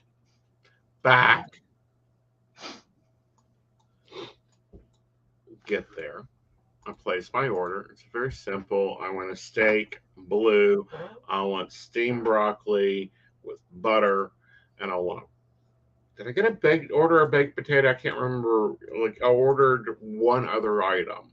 I think it was no. Oh, no. You didn't start with broccoli. You debated getting broccoli. What you got were the seasonal vegetables, is what you ordered originally. Yes. And a baked potato. Yes. Okay. Simple order. Fucking McDonald's can pull this off. Well, should be able to. Now, there were two issues with your order. Is you ordered, it wasn't just a steak, because this is Outback. You have multiple steaks to choose from. Right. Continue. So 20 minutes in,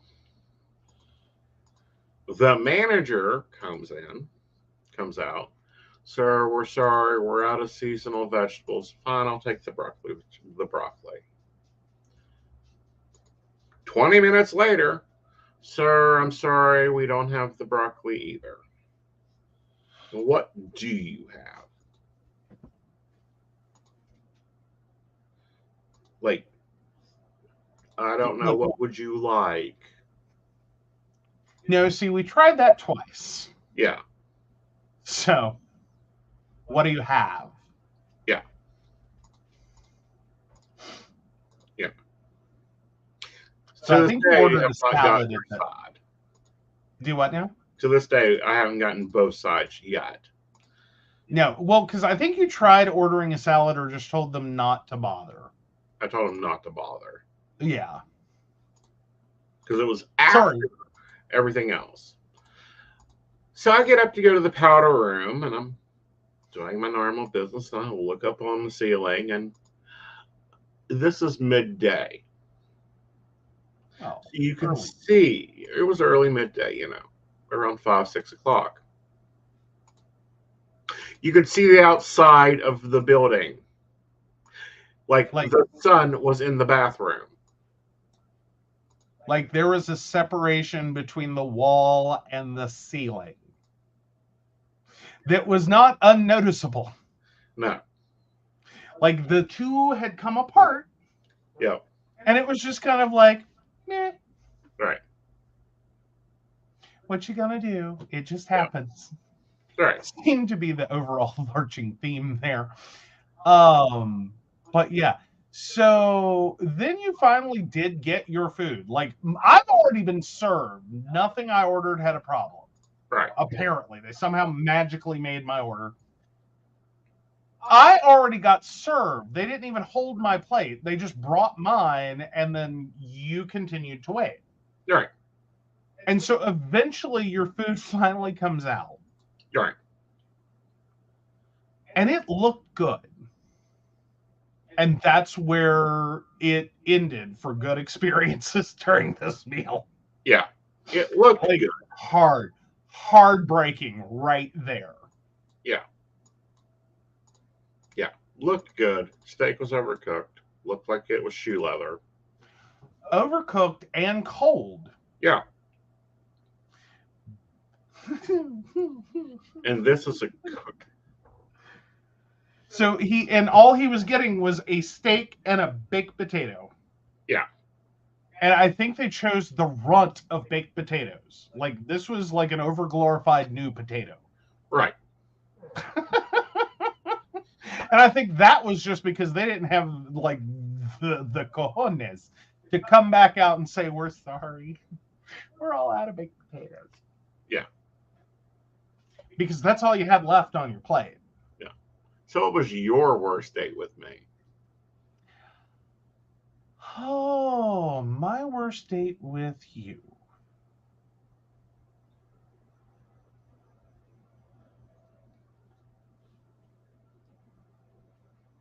Like, as in, does it, like, because honestly, I like Outback or any of the other ones that I've tried, I've really tried. It's not like I just randomly open the phone book and go, let's go to this expensive place. Like, I've tried to find really good restaurants that I'm like, okay. Yes, that happened, but I did my research this time. Mm-hmm. But does it have to be bad for me, or can it just be a bad date? A bad date. Okay, then I gotta go with although I don't think Outback was the worst, just because it was the first one and I still had hope. The world was young and new, and hope was, high. I think it was about the fourth time we attempted this, and it just And that's when I went, I can't take you to a nice restaurant. Like, I'm sorry, I've tried. Yeah. And that truly was the point where, and I can't even remember at that point. I just remembered being so disgusted. Mm-hmm. Like, because again, this has been a multiple attempt thing. Mm-hmm. And like the first time, okay, it happens, you know. Yeah, and places have a bad night. Places have a bad night, you know.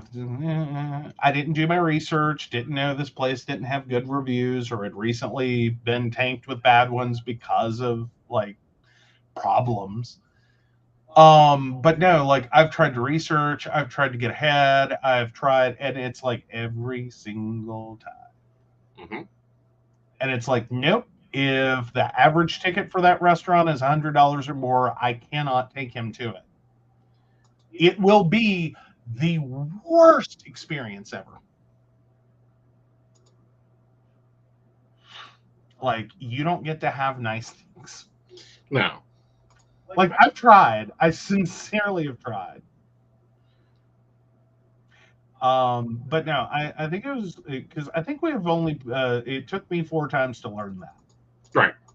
Like, statistically, there's no way in hell this should happen 4 times. Mm-hmm. On a restaurant with an average 2-person date with drinks. Mm-hmm. Like with like a drink per person, like a glass of wine or 2, $100. I can't do it. Once we hit that threshold, Yeah.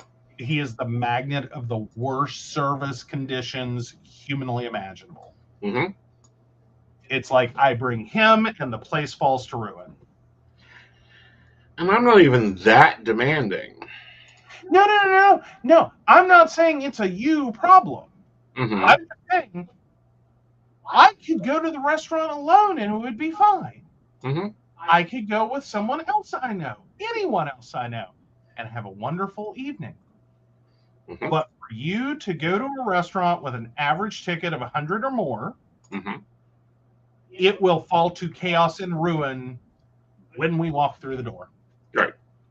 Like they may not have known they had a crack between the wall and the ceiling because it occurred when we parked. Yes.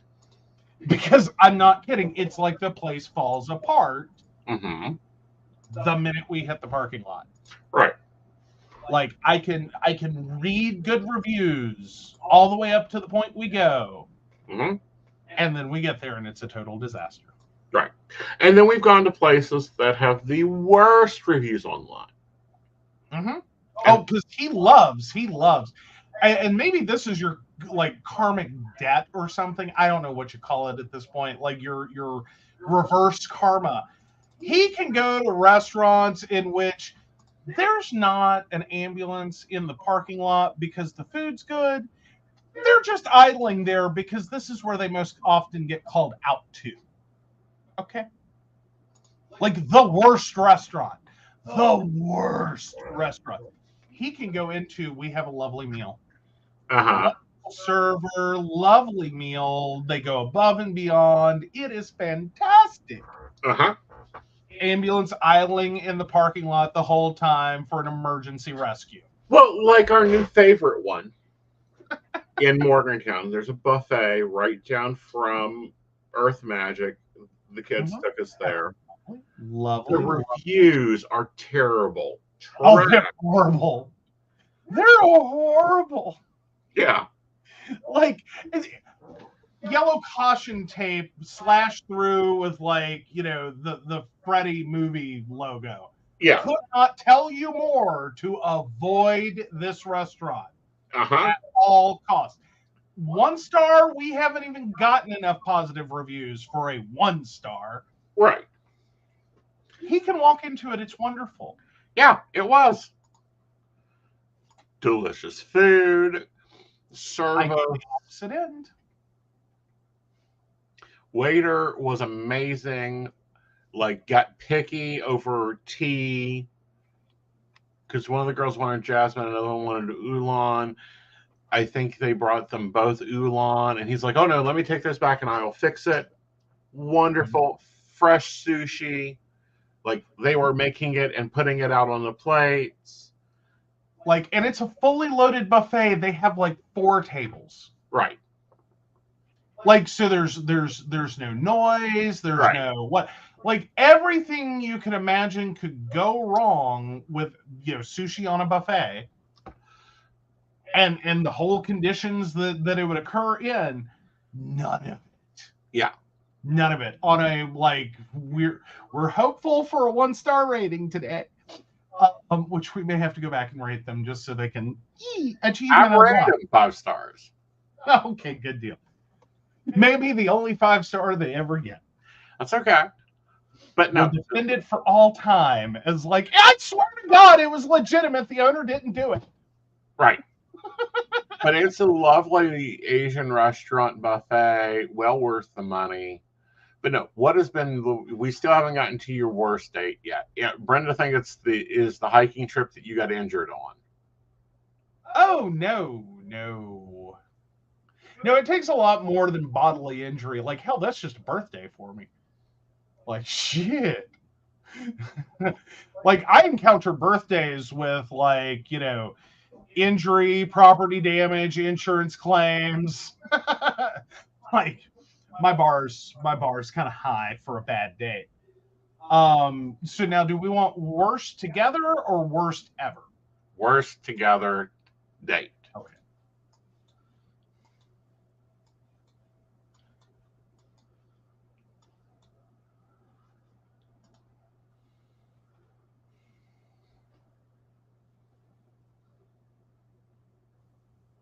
I've got to go with the date that wasn't, Okay. because we couldn't because of the pandemic. We spent the day together. We cooked at home, Mm-hmm. and we did a Narcan training class. Okay. So I'm going to officially call that the worst date we've ever had. Right. And I planned it. I will say I planned that one because it was the pandemic. Okay, I was working with what I had. Uh-huh. Like, I'm trying for an activity for him, man. I'm trying. All right. There were, like, that was a tall demand for the pandemic, but that was, I will say, the worst. I'm surprised by that answer. Really? Yeah. What did you think it would be? The year before. Oh my God, what happened before the pandemic? Your neck surgery. Oh, well, that's understandable. Again, insurance claim. It was like a birthday. Uh, yeah, that I would classify as the. I would. No. I take mine back. I know you said surgery, and I remembered. Oh my God, no. Worst date I ever went to with you was before my surgery. You spent the entire day going, "Do you have any last requests?"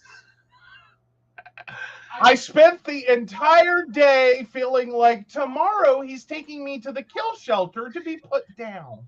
Well, I was thinking about the date after the hotel, the hospital date afterwards, with that poor little Okay, bottom. that does technically count as a date because you did bring food to the hospital. Yes, I did, and we were watching a movie.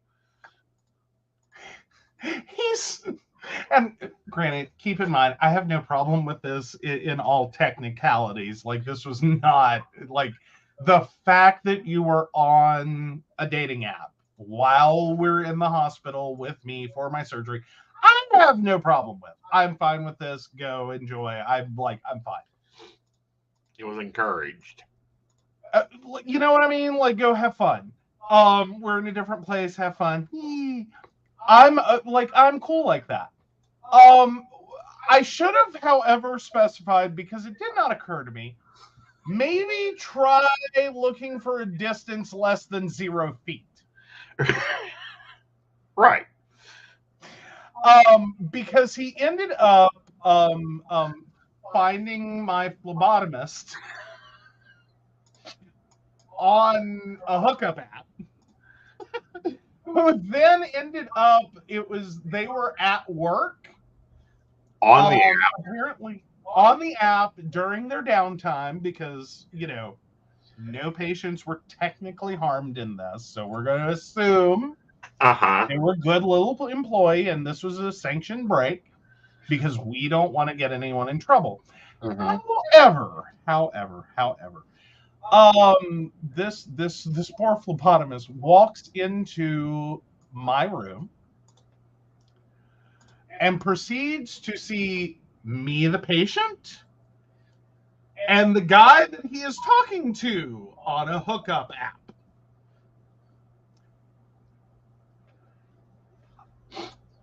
If I'd been a running sewing machine, he might have taken that blood sample easier.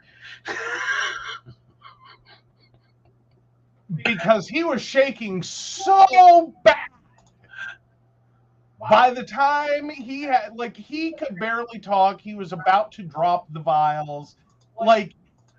He's doing his best to what does he know? Am I in trouble? Am I what is going on with my life? I've made horrible choices. I'm gonna burn in hell. Was basically you could read it. You could read it on his face. Right. Joe's last request: go play on the dating app. Yes. No, this was the next day. Okay, I'd survived. They couldn't kill me at the kill shelter.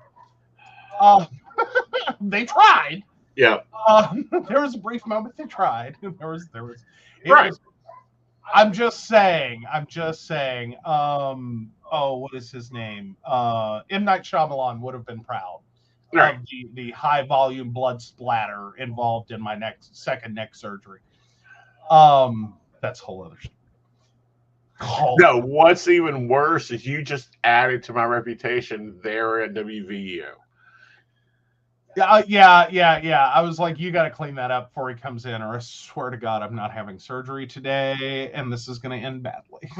You have got to get that cleaned up. You cannot be present, because what had happened was, and technically you might be able to explain it better, but basically she went to start my IV, and all she said was, well, what she said was, uh-oh. And then she very calmly told me what to expect. I've made a boo-boo. I'm going to have to take this needle out. When I do not be alarmed, but you are briefly going to see a large volume of blood come out of your body. Please don't scream. It is fine. It will be okay. Okay. So, and everything she just said happened. She pulled the needle out. It was, and then she quickly got pressure on it and was like, you are fine, but I have to do this differently. And I'm like, okay, well, since you just splattered yourself, the floor, and the cart over there, we have to clean that up quickly. Because are you bringing my other half back here to see me before surgery? Because if you are, this will end badly. For you. And they're like, okay. And I'm like, yeah, so we got to get this cleaned up. He cannot see this and know what happened before I go back to surgery. He will stop this. And she's like, okay. So she cleaned up as best she could the mess that was, and then she disappeared. You never knew until I came out of surgery and told you later, and we were actually technically, I think, out of the hospital. Yeah, because I would have went and hunted a nurse down and go, do you need oranges? Do you not know how to put in an IV? I have not been in the floor in 20 years, and I'm quite confident I can put an IV in you. Your veins are better Sharpie than anything. Why she went and blew the vein and went past the vein is beyond me. And that was the same arm that this poor phlebotomist was trying to get blood from. Yes. There's a reason I tell this part. Is because, and that was the arm this poor phlebotomist was having to work with in a low light condition, because I'm guessing WVU doesn't typically like bright flash their patients for blood draws. They're more stealthy than that. They should be. And so yeah, between all of it, it was just like you could have threaded a running sewing machine with this poor phlebotomist hand. Mm-hmm. But stick a vein and do a blood draw. No. It took forever.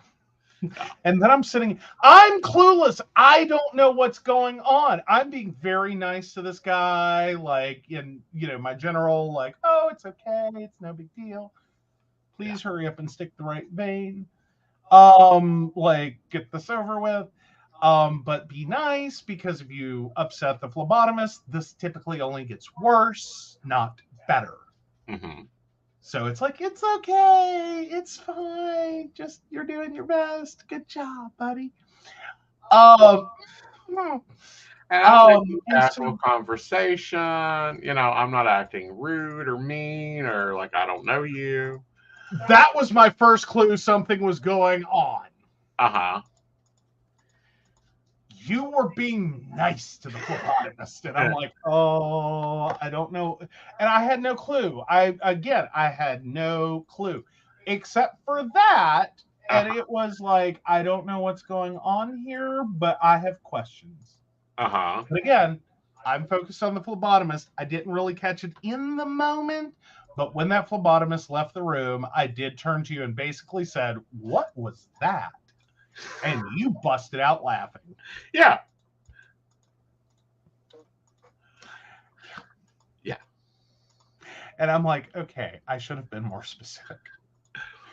Preferably, I'm okay if you want to go out and have fun with someone, go on a date, whatever you want.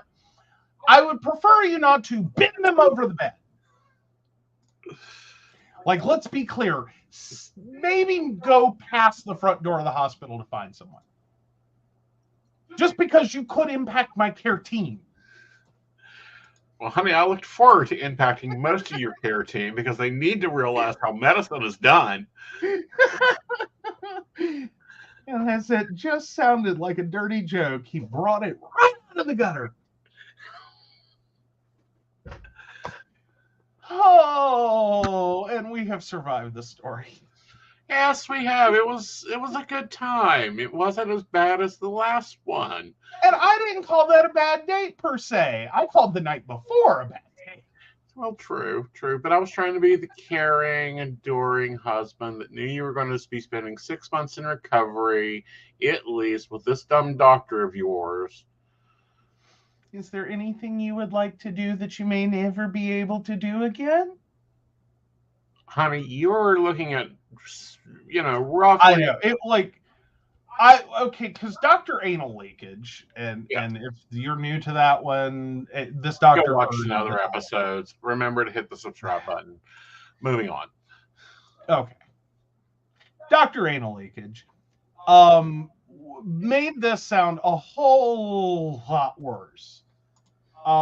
Because he earned the title Dr. Anal Leakage because he sounds like the back end of a commercial for some benign drug you may or may not need that you're watching in a commercial, where it's like Latisse and you can increase your, eyelashes. And then the back end of the commercial is like may cause sudden death, anal leakage, blah, blah, blah. And just names off like things that like, do you seriously need thicker lashes? Like, this is what you get. Mm-hmm. And this is what you could also get with it. Right. Like, is this worth that? Like, I do not think that this is worth like anal leakage. Right. Like, come on, guys, get it together. This should not be a marketable product. Yeah. But no, this is every conversation I had with that doctor. I swear to God, from the first one on, it was like the back end of a damn commercial. Right. And then he orders this bone generator. Oh yeah, bone growth stimulator. That was not the best thing ever, at all whatsoever. No. Like, not a fan. Personally, not a fan. 0 out of 10. Would not recommend. Right. I called it as soon as I heard that he had ordered this, because at this time I had stepped away from the case because I was intimidating his doctors. Well, it was like the whole thing wasn't going well. And it was just like, I'm just trying to get out of this. Like, just get me to post-surgical recovery and I'll be fine. Right. And it was like, this was a long, horrible road. Right. Oh, Brenda, we're glad you enjoyed the fun night with stories. Yes, we're glad you enjoyed it. But no, it's been kind of fun. But no, go out there, use a spoon a week to look for prospects. Yep. No more. No more. No more than a spoon a week. Right. I have a feeling Joe is getting even when Aeson has to get surgery. Really? No. One, Aeson refuses to get spinal surgery because I haven't seen a successful one yet that I'm impressed with. So they can take that and shove it up their places.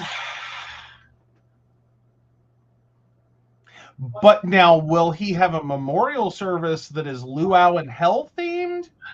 Yes. I will arrange it beforehand so that you can at least get it pulled off.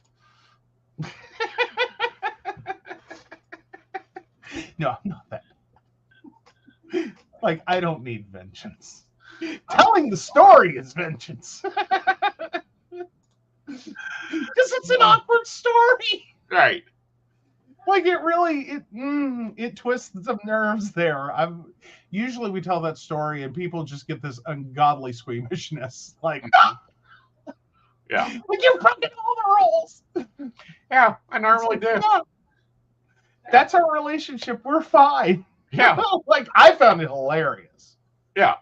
Like, I did. I truly found it hilarious. All right.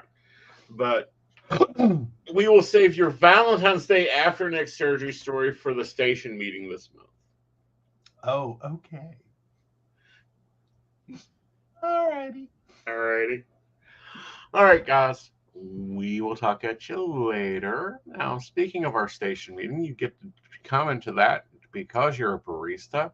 We want to take a moment to thank our baristas. Of course, we want to thank Beverly Walker, Minka G, Kathy, Mary Winfield, Brenda, Shannon C, Shannon D, Lady Gwendolyn, Charles Shaw, Tracy Van, Caitlin Bell, and Devin. If you'd like to learn more about us, the show, or how you too can become a Patreon sponsor and receive all the wonderful benefits our baristas receive, please visit us at pcspnetwork.com.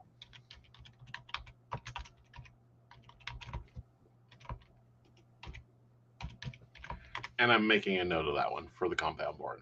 All right, guys. We'll see you later. On Sunday, you'll hear Al Notion's going. Bye, y'all. Bye. What's that? Request a wake at the bar with a band and stories.